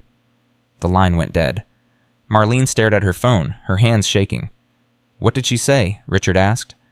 She knows. About the drive, about Sandra, about everything. How is that possible? I don't know, but she's not going to stop. Marlene turned to face him. Mr. Ashford, we need to get Oliver out of that house. Tonight. Right now. And go where? Anywhere. A hotel. A safe house. Somewhere Victoria doesn't know about. Richard's jaw tightened. You think she'd actually come after him? I think she's capable of anything, and I think the closer we get to putting her away, the more dangerous she becomes. They pulled through the estate gates at 8:03 p.m. The security guards waved them through. The house loomed ahead, all lights and shadows. Normal, quiet, safe, too quiet. Marlene felt it the moment she stepped out of the car. Something was wrong. The air felt different. Charged. like the moment before a storm breaks. Mr. Ashford, I feel it too. They walked to the front door. It was unlocked. Inside, the foyer was dark. Rosa? Richard called out. Rosa, where are you? No answer. They moved through the house, checking each room. Kitchen, empty. Living room, empty. Study, empty. Then they climbed the stairs to the second floor. The nursery door was open. Inside, Rosa sat in the rocking chair, her face pale, her hands trembling. She was holding something in her lap. A note. Rosa. Richard rushed to her side. Rosa, what happened? Where's Oliver? Rosa looked up, and there were tears streaming down her face. She took him, she whispered. Victoria took him. Marlene felt the floor drop out from under her. What do you mean she took him? The security guards. There were no security guards. Rosa's voice was hollow. When I came back from the kitchen, they were gone, and she was here, in the nursery, holding Oliver. How did she get past them? I don't know. She just smiled at me and said to give you this. Rosa handed Richard the note. He read it, his face going from pale to gray. What does it say? Marlene demanded. Richard's voice was barely a whisper. She says if we want to see Oliver alive again, we'll destroy every copy of that video and drop all charges. He looked up, his eyes filled with horror. She says if we don't, she'll finish what she started. Marlene grabbed the note from his hands. The handwriting was elegant. Perfect. The words were calm and measured. My dearest Richard, I told you this wasn't over. Oliver is with me now where he belongs. He's my son, my creation, and I won't let anyone take him from me. You have 24 hours to make this go away. After that, I'll do what I should have done the day he was born. I'll fix him permanently. All my love, Victoria. Marlene felt her legs give out. She sank to the floor, the note crumpling in her fist. Oliver was gone. Victoria had him, and they had less than 24 hours to save his life. The clock on the wall read 8:47 p.m. 23 hours and 13 minutes left. Marlene forced herself to stand, her legs shaking beneath her. Panic was clawing at her chest, threatening to pull her under, but she couldn't let it. Not now, not when Oliver's life hung in the balance. We have to call Detective Harris, she said, her voice steadier than she felt. Right now. Richard was already dialing. Harris, it's Richard Ashford. Victoria took Oliver. She left a note threatening to kill him if we don't drop the charges. Marlene could hear Harris's voice through the speaker, sharp and urgent. When did this happen? Within the last 2 hours. She somehow got past the security guards. We don't know how. Did anyone see which direction she went? Richard looked at Rosa, who shook her head. No one saw anything. I'm dispatching units to her hotel and every property associated with her family. Stay where you are. Don't contact Victoria. Don't try to negotiate. We'll handle this. The line went dead. Richard lowered the phone, his hand trembling. They'll find her, he said, but his voice was hollow. They have to find her. Marlene wasn't so sure. Victoria had been planning this. The bribed security guards, the timing, the note. This wasn't a desperate act. This was calculated, precise. The move of someone who had thought 3 steps ahead. She won't be at the hotel, Marlene said slowly. She won't be anywhere the police expect her to be. Then where? Marlene's mind was racing, turning over everything she knew about Victoria. Her patterns, her obsessions, her twisted logic. She said she was going to fix Oliver. Marlene murmured. That's the word she always uses, fix, like he's broken, like he needs to be repaired. What does that mean? I don't know, but it means something to her. Marlene looked at Rosa. You've worked here for 11 years. Has Victoria ever talked about other properties? Places she goes when she wants to be alone? Rosa's brow furrowed. There's the beach house in the Hamptons, the apartment in the city, the cabin upstate. The police will check all of those.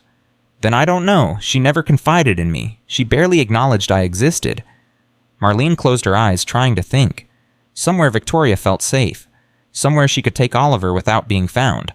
Somewhere connected to her obsession with fixing him. Then it hit her. Her family, halt, Marlene said suddenly. Victoria's family. Where are they? Richard frowned. Her parents are dead. Her father died when she was young. Her mother passed about 5 years ago. Any siblings, aunts, uncles? No, she was an only child. Her mother was an only child, too. What about property? Did her mother leave her anything? Richard's eyes widened. The house. Her mother's house. It's upstate near the Catskills. Victoria never talks about it. She hates that place. Why? I don't know. Something about her childhood. She refuses to go there. Richard paused. But she never sold it. I asked her once why she kept paying taxes on a house she never visited. She just said some things can't be let go. Marlene felt a chill run down her spine. That's where she is. You can't know that. I can feel it. Marlene grabbed Richard's arm. Think about it. A place connected to her childhood. A place where she formed her ideas about how children should be raised. A place the police won't think to check because you said she never goes there. Even if you're right, we should tell Harris. Let the police handle it. By the time they verify the property, get a warrant, mobilize a team, how much time will have passed? 2 hours, 3. So what do you suggest? Marlene met his eyes. We go, right now, you and me. That's insane. If Victoria sees us coming, she's going to see the police coming too, but 2 people in a car might get close before she realizes we're there. And then what? She's dangerous, Marlene. She's completely unhinged. She's also a mother who thinks she's protecting her child. Marlene's voice was fierce. I've watched her, Richard. I've listened to her. She's not evil in the way you think. She's sick. She genuinely believes she's helping Oliver. If I can get to her, if I can talk to her, she'll hurt you. She'll hurt Oliver. She might hurt him anyway if we wait. Marlene's eyes filled with tears. I made a promise to that little boy. I told him I would keep him safe. I can't just sit here and hope the police find him in time. Richard stared at her for a long moment. You really love him, don't you, my son? I love him like he was my own. Marlene's voice broke. And I will die before I let her destroy him. The silence stretched between them, heavy with fear and desperate hope. Then Richard nodded. The house is about 3 hours north. I'll drive. They left the estate at 9:23 p.m. Rosa stayed behind to coordinate with the police to give them the address of the upstate property to pray for a miracle. Richard drove like a man possessed, weaving through traffic, pushing the car to its limits. Marlene sat beside him, clutching her phone, watching the miles tick by. Tell me about Victoria's childhood, she said. Everything you know. Richard's jaw tightened. She never talked about it much, just bits and pieces over the years. Tell me anyway. He took a deep breath. Her father died when she was 3. Car accident. Her mother raised her alone. From what Victoria said, her mother was strict? Strict how? Old school. Believed children should be seen and not heard. Victoria used to say her mother had very specific ideas about what a perfect child should be. Marlene felt her stomach turn. What kind of ideas? I don't know exactly. Victoria would get this look in her eyes whenever she talked about it. This distant, empty look, like she was somewhere else entirely. Richard's voice grew heavy. I should have seen it. The signs were there from the beginning. The way she talked about perfection. The way she reacted when Oliver cried or made messes or did anything a normal toddler does. What did she do? She'd get this cold look on her face, like she was disappointed, like Oliver had failed her somehow. Richard's hands tightened on the steering wheel. I told myself it was just new mother stress, that she'd relax once Oliver got older. I never imagined... He couldn't finish the sentence. You didn't know, Marlene said quietly. I should have known. I'm his father. I should have seen what was happening. You weren't there to see it. That's not an excuse, but it's the truth. Victoria made sure to hide it from you. That doesn't make it better. No, it doesn't.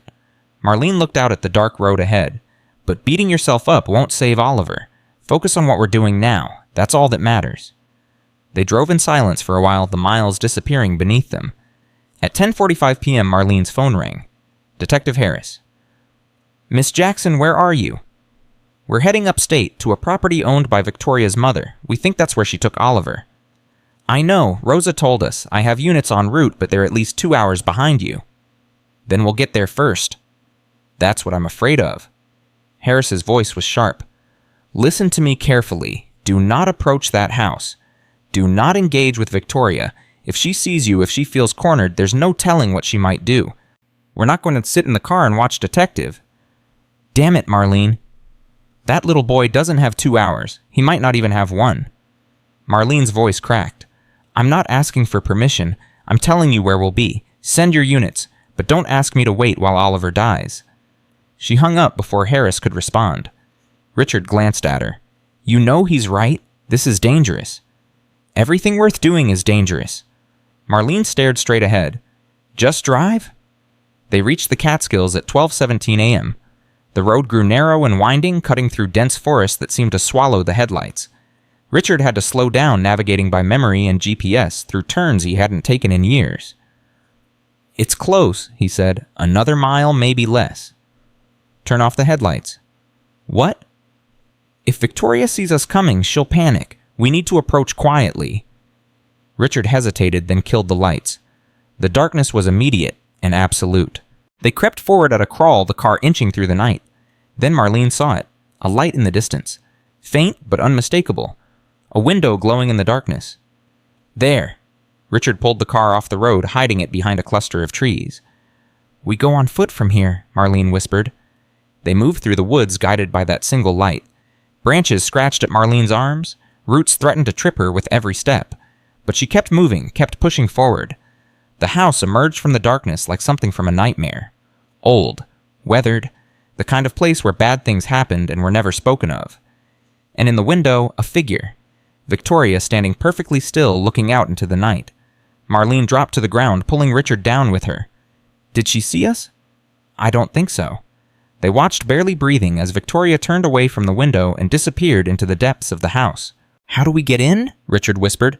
There has to be a back door, another entrance. I'll go around. You stay here. No. Marlene grabbed his arm. We stay together. If something happens to one of us, the other needs to know. They circled the house slowly, staying low, staying quiet. At the back, they found a door, old wooden with a rusted lock. Richard tested it. Locked.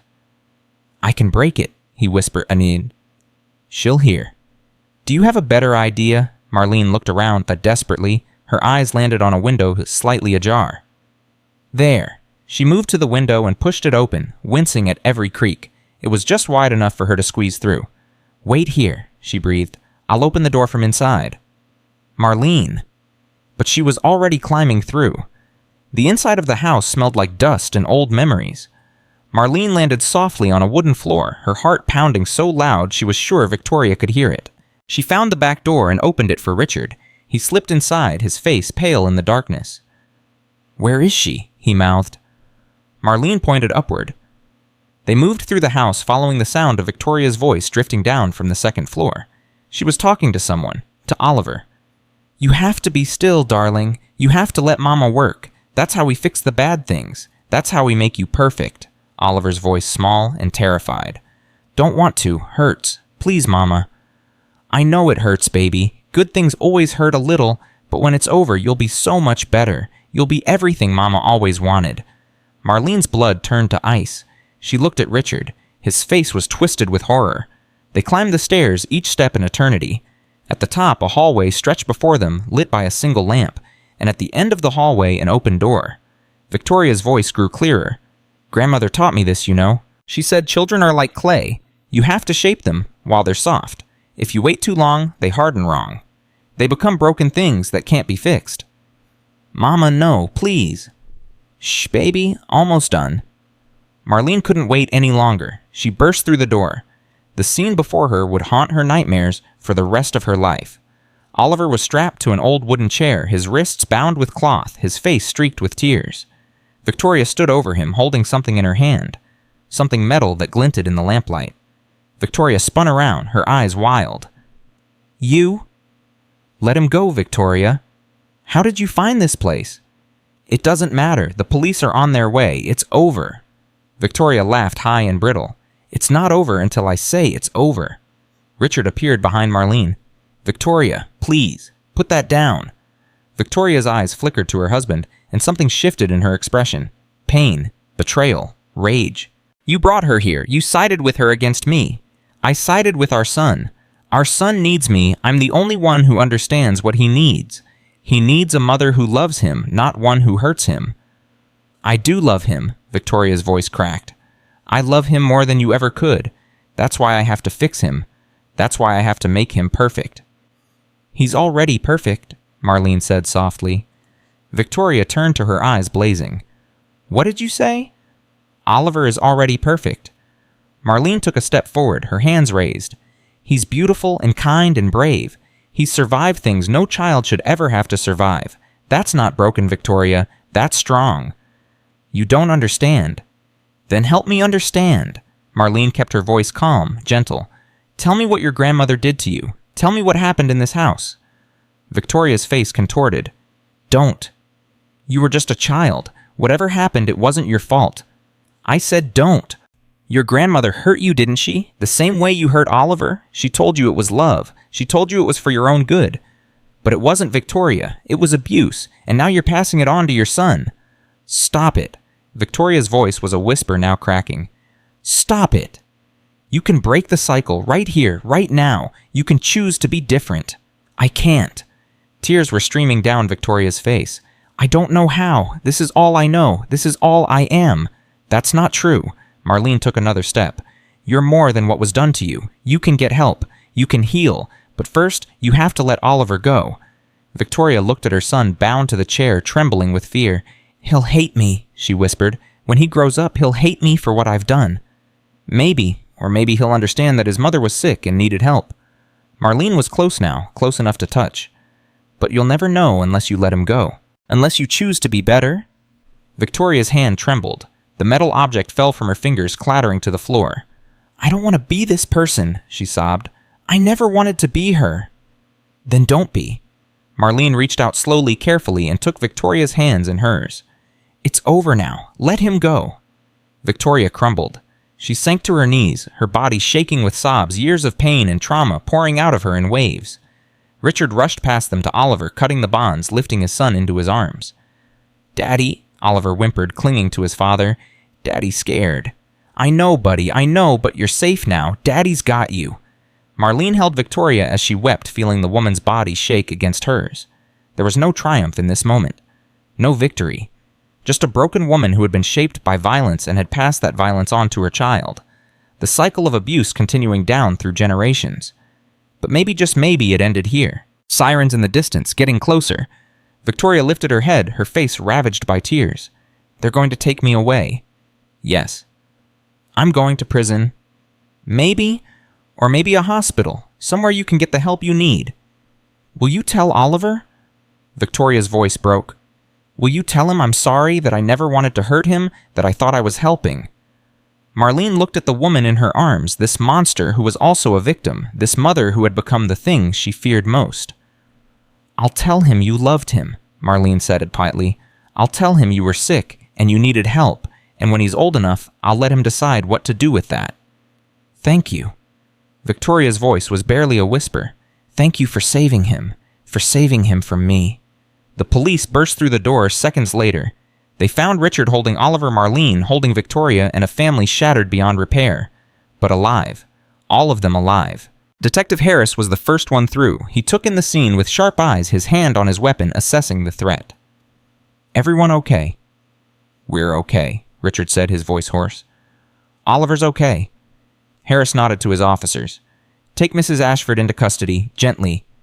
They lifted Victoria to her feet, handcuffing her with care.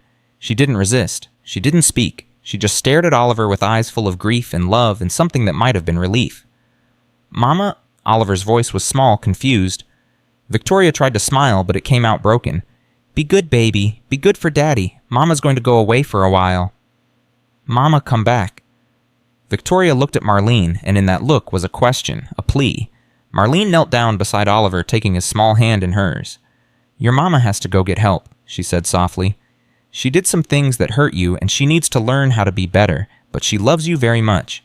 That part is true. Oliver's brow furrowed. Mama hurt Oliver because she loved Oliver. No, baby, hurting someone is never love. But sometimes people are sick in their hearts and their minds, and they do bad things even when they don't mean to. Marlene stroked his hair. Your mama is sick, but she's going to try to get better. Oliver nodded, slowly processing this in the way only a child could. Oliver helped Mama get better. You just need to be you, baby. That's all. Just be you. They led Victoria out of the house and into the waiting police car. She didn't look back. Marlene stood on the porch watching the red and blue lights disappear down the long driveway. Richard stood beside her, Oliver asleep in his arms, exhausted by trauma and fear and the simple relief of being safe. It's really over, Richard said quietly. The hard part is just beginning. Marlene looked at Oliver's peaceful face. He's going to need therapy, years of it probably, and he's going to have questions. Lots of questions. I know. Are you ready for that? Richard was silent for a long moment. I have to be. I wasn't there before. I wasn't the father he needed. His voice cracked. But I'm going to be now, whatever it takes, however long it takes. He's lucky to have you. Richard laughed bitterly. Lucky, after everything I let happen. You didn't let it happen. You didn't know. I should have known. Maybe. Marlene turned to face him. But guilt doesn't help Oliver. Action does. Be there for him now. That's all you can do. Richard nodded slowly. What about you? What happens now? Marlene thought about her grandmother, about Marcus, about the tiny apartment in the South Bronx where she'd grown up dreaming of a different life. I go home, she said. I go back to school. I become the person I always wanted to be. You're already that person. Richard's voice was thick with emotion. You saved my son, Marlene. You saw what no one else saw. You fought when no one else would fight. I did what anyone should have done. But no one else did. Just you. He shifted Oliver in his arms. I want to help you. Pay for your education, whatever you need. I don't need your money, Mr. Ashford. Please, let me do something, after everything you've done for us. Marlene considered her grandmother's medication, Marcus's future, her own dreams deferred again and again. There's a school, she said slowly, a social work program. I've been wanting to apply for years, but I could never afford it. Done. And my grandmother needs a better apartment, somewhere without mold, somewhere with heat that actually works. Done. And I want to see Oliver, regularly. I want to be part of his life. Richard smiled the first real smile she'd seen from him. I'd like that. He'd like that too. He looked down at his sleeping son. I think you're the first person who ever really saw him. The first person who loved him for exactly who he is. He's easy to love. He is, Richard's voice caught. God, he is. They stood together in the darkness, watching the first hints of dawn lighten the eastern sky. A new day, a new beginning. And somewhere in a police car heading toward the city, a broken woman faced the consequences of her actions and the long, hard road to redemption. The story wasn't over, but the worst part was behind them. And for now, that was enough. 6 months had passed since that night in the Catskills. 6 months of healing. 6 months of therapy. 6 months of learning how to breathe again. Marlene stood in front of the bathroom mirror in her grandmother's new apartment, adjusting the collar of her blazer. Today was the day. The day she'd been preparing for since she was 16 years old, sitting in a cramped classroom in the South Bronx, dreaming of a life beyond the poverty that surrounded her. Her first day at Columbia University School of Social Work. Baby, you're going to be late. Her grandmother's voice drifted in from the kitchen, warm and familiar. Coming, Grandma. Marlene took one last look at herself. The woman staring back was different from the one who had walked through the gates of the Ashford estate 8 months ago. Stronger, more certain, marked by trauma, yes, but not broken by it. She grabbed her bag and headed to the kitchen. Her grandmother sat at the table, a cup of coffee in front of her, the morning sun streaming through windows that actually let in light. The new apartment was everything the old one wasn't. Clean, warm, safe. Richard Ashford had made good on his promise. Look at you, Evelyn said, her eyes filling with tears. My grandbaby going to Columbia. Your mother would be so proud. Don't start crying, Grandma. You'll make me cry, and I just did my makeup. Can't help it. Been waiting for this day my whole life. Marlene bent down and kissed her grandmother's forehead. I couldn't have done it without you, any of it. You did it yourself, baby. All I did was pray and believe. Marlene's phone buzzed, a text from a number she knew by heart now. Richard Ashford. Good luck today. Oliver wants to FaceTime tonight. He says he has something important to tell you. Marlene smiled. I have to go, Grandma. I'll be home late tonight. You go change the world, baby. I'll be right here when you get back. Marlene walked out into the morning, her heart full of hope and fear and everything in between. Columbia's campus was overwhelming. Students everywhere rushing to classes, laughing with friends, carrying books and coffee cups, and the casual confidence of people who belonged. Marlene moved through them, feeling like an imposter, her worn sneakers a stark contrast to the designer shoes around her. But she kept walking. She had earned her place here. She had fought for it. Her first class was Introduction to Social Work Practice. She found a seat near the back, pulled out her notebook, and tried to calm the butterflies in her stomach. Is this seat taken? Marlene looked up. A young woman stood beside her, about her age, with kind eyes and a nervous smile. She was holding a coffee cup in one hand and a stack of books in the other. No go ahead? Thanks. I'm Destiny. First day jitters hitting hard. Marlene? And same. Destiny sat down immediately, dropping her books with a loud clatter that made half the class turn around. Sorry, everyone, just establishing my reputation as a hot mess early. Marlene laughed, feeling some of the tension drain from her shoulders. Where are you from? Destiny asked, settling into her seat. South Bronx, Ucalcum, Brooklyn, Bed-Stuy. Destiny grinned. Knew I recognized a fellow outer borough survivor? These Manhattan kids don't know what we've been through. Amen to that. Shit. The professor entered, and the room fell quiet. But throughout the lecture, Marlene kept catching Destiny's eye, exchanging small smiles and eye rolls at the more pretentious comments from their classmates. By the time class ended, she'd made her first friend at Columbia. They walked out together, comparing schedules. So what brought you to social work, was? Destiny asked, taking a sip of her coffee. Marlene hesitated. A little boy, she said finally. Someone who needed help and didn't have anyone to fight for him. Destiny's expression softened. Family. Not exactly. It's a long story. I've got time. Want to grab lunch? Marlene looked at the stranger who felt like she could become a friend and made a decision. Sure, but you might need something stronger than coffee. Over sandwiches in the student center, Marlene told Destiny the whole story. The Ashford estate, Victoria's empty eyes, Oliver's scars, the midnight rescues and whispered promises. The video that changed everything, the confrontation in the Catskills, all of it. Destiny listened without interrupting her sandwich forgotten on her plate. When Marlene finished, there were tears in Destiny's eyes. That's why you're here, Destiny said softly. That's why you want to do this work. I couldn't save my mother. She died when I was young, fighting battles she shouldn't have had to fight alone. Marlene's voice was steady but heavy. But I saved Oliver, and I want to save more kids like him, kids who are invisible, kids who fall through the cracks. You will. Destiny reached across the table and squeezed her hand. With a story like that, you're going to change lives. I hope so. I know so. Destiny smiled. And I'm honored to be your friend. That night, Marlene FaceTimed Oliver as promised. Richard held the phone while Oliver bounced excitedly on the couch, his golden curls wild and his eyes bright. Marley, guess what? What, baby?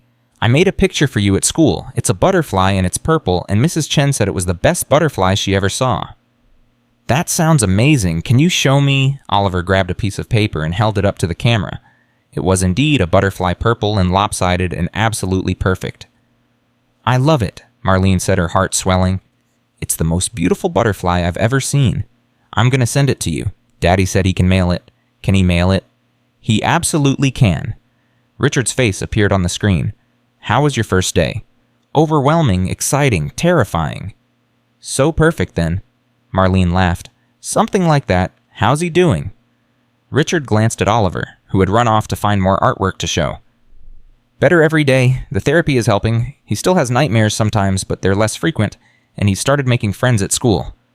That's wonderful. It's because of you. Richard's voice was thick. All of this progress, it started because you saw him when no one else did.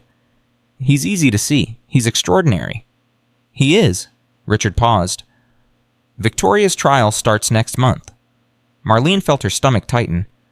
I heard. The DA says they won't need you to testify. The video evidence is enough, but they wanted me to ask if you'd be willing to give a victim impact statement. For Oliver, yes, as someone who witnessed what he went through. Marlene thought about standing in a courtroom facing Victoria again, speaking about the horrors she'd seen. Yes, she said, I'll do it. You don't have to. I know, but Oliver can't speak for himself. Someone has to speak for him. Richard nodded slowly. Thank you for everything, for then, for now, for always. Take care of him, Richard. That's all the thanks I need. Oliver bounced back into frame holding a stack of drawings. Marley, look, I made you a whole zoo. Marlene laughed through the tears gathering in her eye. Show me everything, baby. I want to see it all. The trial began on a cold morning in November. Marlene sat in the gallery, her hands folded in her lap, watching as Victoria Ashford was led into the courtroom. She looked different than Marlene remembered. Thinner, paler, the perfectly maintained facade had crumbled, revealing the broken woman underneath. Their eyes met briefly. Victoria's gaze was hollow, empty of the cold fury that had once burned there. She looked defeated, lost. Marlene felt no satisfaction. only sadness, and a distant kind of pity. The prosecution laid out their case methodically. The photographs, the medical reports, Sandra Chen's testimony, and finally the video. When the video played, the courtroom went silent. Victoria on the screen standing over Oliver, her voice eerily calm as she inflicted pain on her own child. Oliver's cries, his pleas for her to stop, her response always the same. "This is how we fix the bad things, baby. This is how Mama makes you perfect." Several jurors turned away. One woman openly wept. The judge's face was stone, but his hands gripped his gavel with white-knuckled intensity.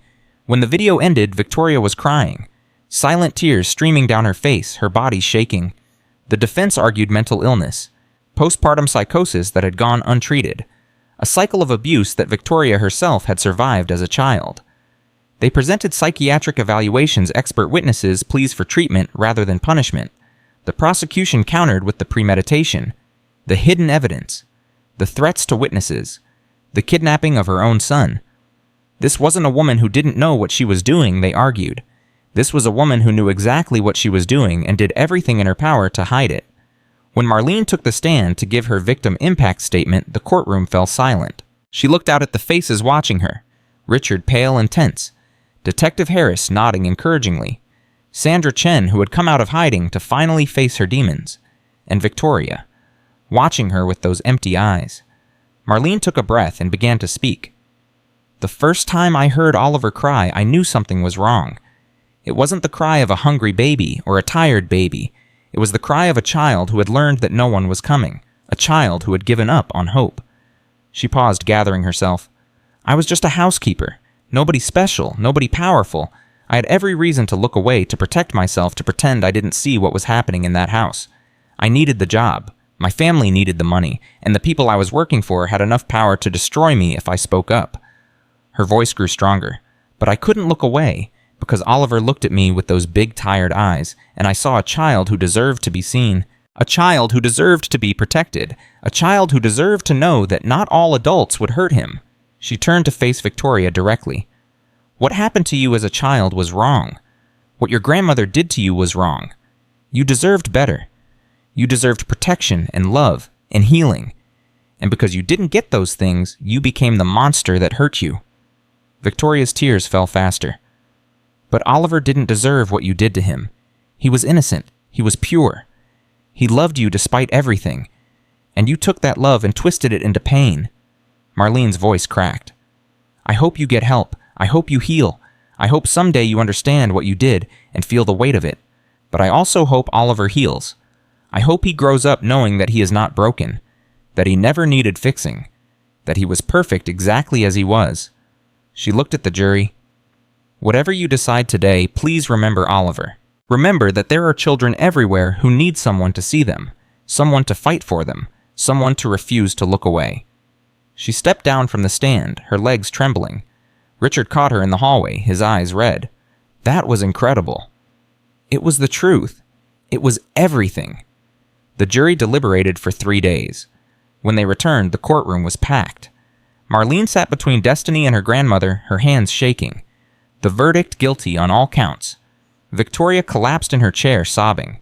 The sentence 15 years in a psychiatric facility with possibility of parole after 10, mandatory treatment, no contact with Oliver until he turned 18, and only then if he chose to see her. It wasn't perfect. Nothing ever was. But it was justice. Outside the courthouse, the media swarmed, cameras flashing, reporters shouting questions. Miss Jackson, how do you feel about the verdict?" Marlene paused on the steps, looking out at the crowd. "I feel grateful," she said. "Grateful that Oliver is safe. Grateful that his voice was heard. And grateful that I live in a world where sometimes, just sometimes, the system works." "What's next for you?" Marlene smiled. "I'm going to finish school. I'm going to become a social worker, and I'm going to spend the rest of my life fighting for children like Oliver. And your relationship with the Ashford family. Oliver is family. He always will be." 2 years later, Marlene graduated at the top of her class. Her grandmother sat in the front row crying happy tears. Destiny sat beside her cheering loudly. Marcus, now 16, looked at his big sister with awe. And in the second row, holding a balloon that said, "Congratulations," sat Oliver Ashford. 4 years old now, with those same golden curls and eyes that had finally lost their haunted look. Richard sat beside him, wiping his eyes. When Marlene walked across the stage to receive her diploma, Oliver broke free from his father's grip and ran toward her. Marley, you did it!" She scooped him up, holding him tight, her diploma clutched in one hand. "We did it, baby. We all did it."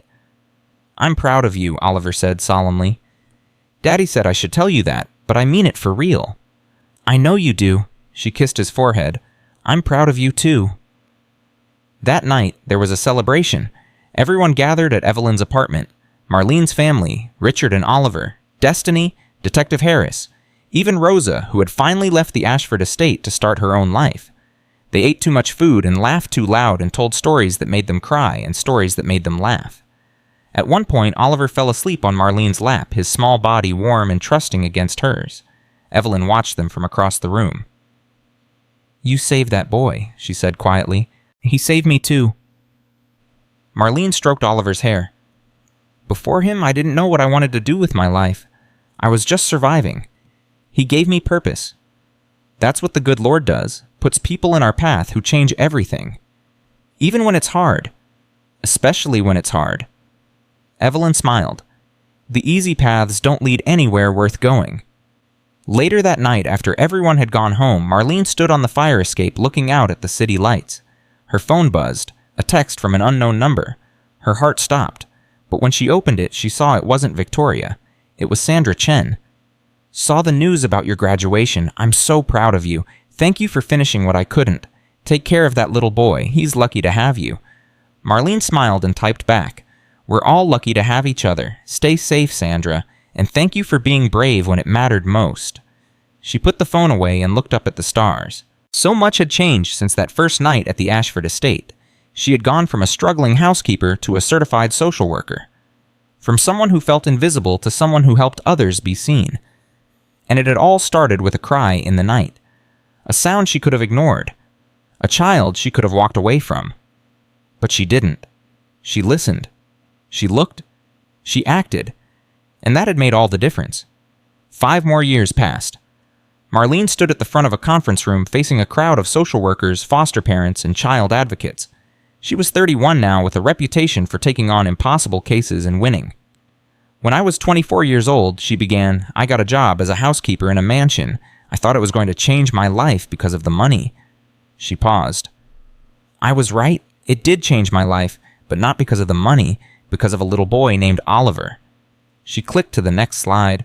A photograph of her and Oliver, now 9 years old, at his birthday party. Oliver was being abused by his mother, tortured, really, hidden behind locked doors and expensive lawyers in the silence that money can buy. No one saw him, no one heard him, until I did. She looked out at the audience.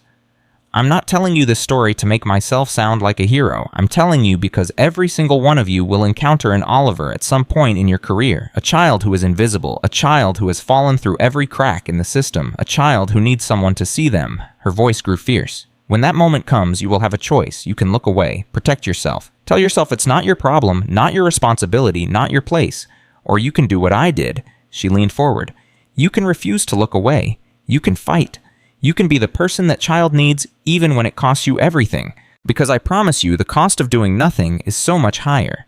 The cost of doing nothing is a child who grows up believing they don't matter, that no one cares, that they are alone in the world." She clicked to the final slide, a quote in bold letters. "Every child deserves to be seen. Every child deserves to be heard. Every child deserves someone who will fight for them." That's our job," Marlene said. "That's our calling. Not paperwork, not procedures, not checking boxes. Your job is to see the children no one else sees, to hear the cries no one else hears, to fight the battles no one else will fight." She looked at each face in the audience. "Be that person, for every child who needs you. Be the one who refuses to look away." The applause that followed was thunderous.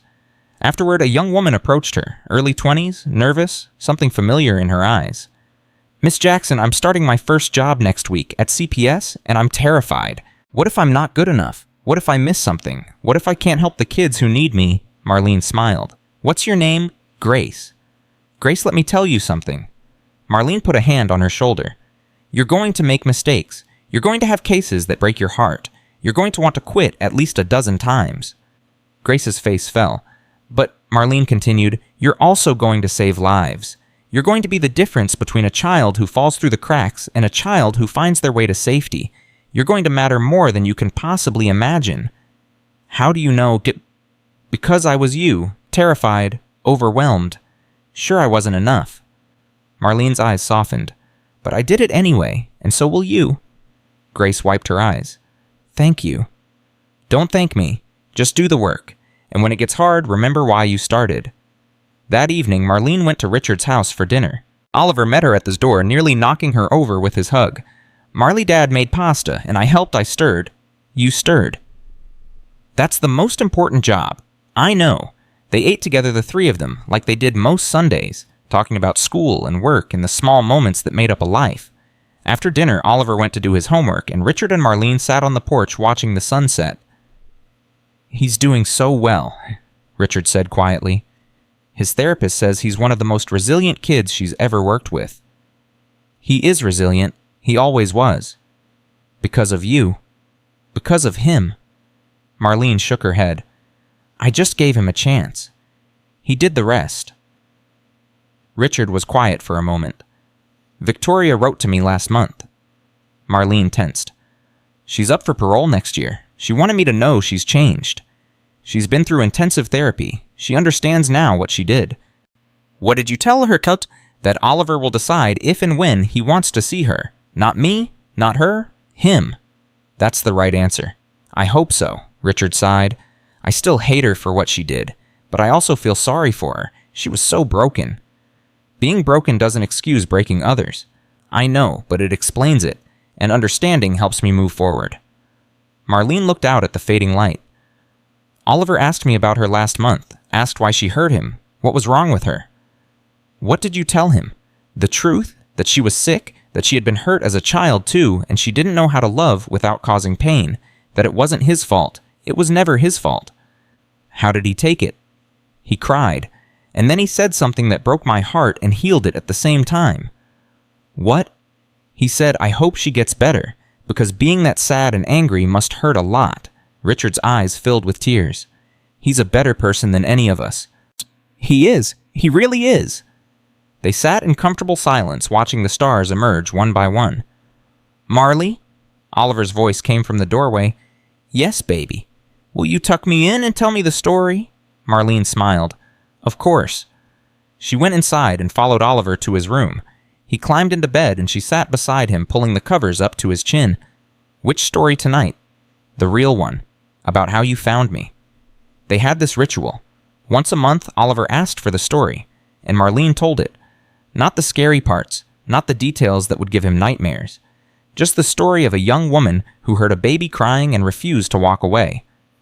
Once upon a time, Marlene began, there was a little boy with golden curls and the biggest heart in the whole world, but he was very sad because no one could see how special he was. Until you came. Until I came.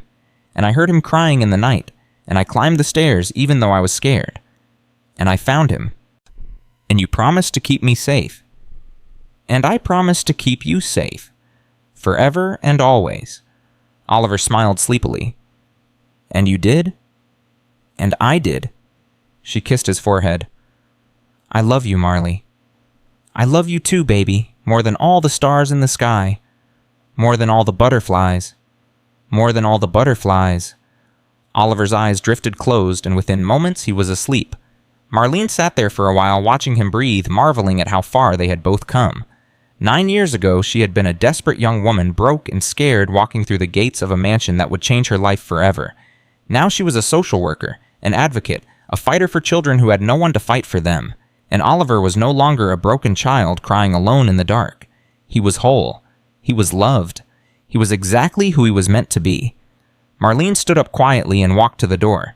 She paused, looking back at the sleeping boy who had given her purpose. Thank you, she whispered, for teaching me what courage really means. Then she turned off the light and stepped into the hallway, ready to face whatever came next. Because that was what you did when you refused to look away. You kept fighting. You kept believing. You kept showing up for the people who needed you. And sometimes, if you were very lucky, you got to see them fly. The story of Marlene Jackson and Oliver Ashford didn't end that night. It continued in every child Marlene helped, every life she touched, every person who heard her speak and decided to be brave. It continued in Oliver's laughter, in his friendships, in the young man he would become, shaped not by his trauma, but by the love that surrounded him. It continued in the ripples that spread outward, touching lives neither of them would ever know about. Because that's what happens when one person decides to see, when one person decides to act. When one person refuses to look away, they change the world. Not all at once, not with grand gestures or dramatic speeches, but one child at a time, one moment at a time, one act of courage at a time. And that is enough. That is everything. That is the only thing that has ever really mattered. See the child, hear the cry, refuse to look away, and watch what happens next.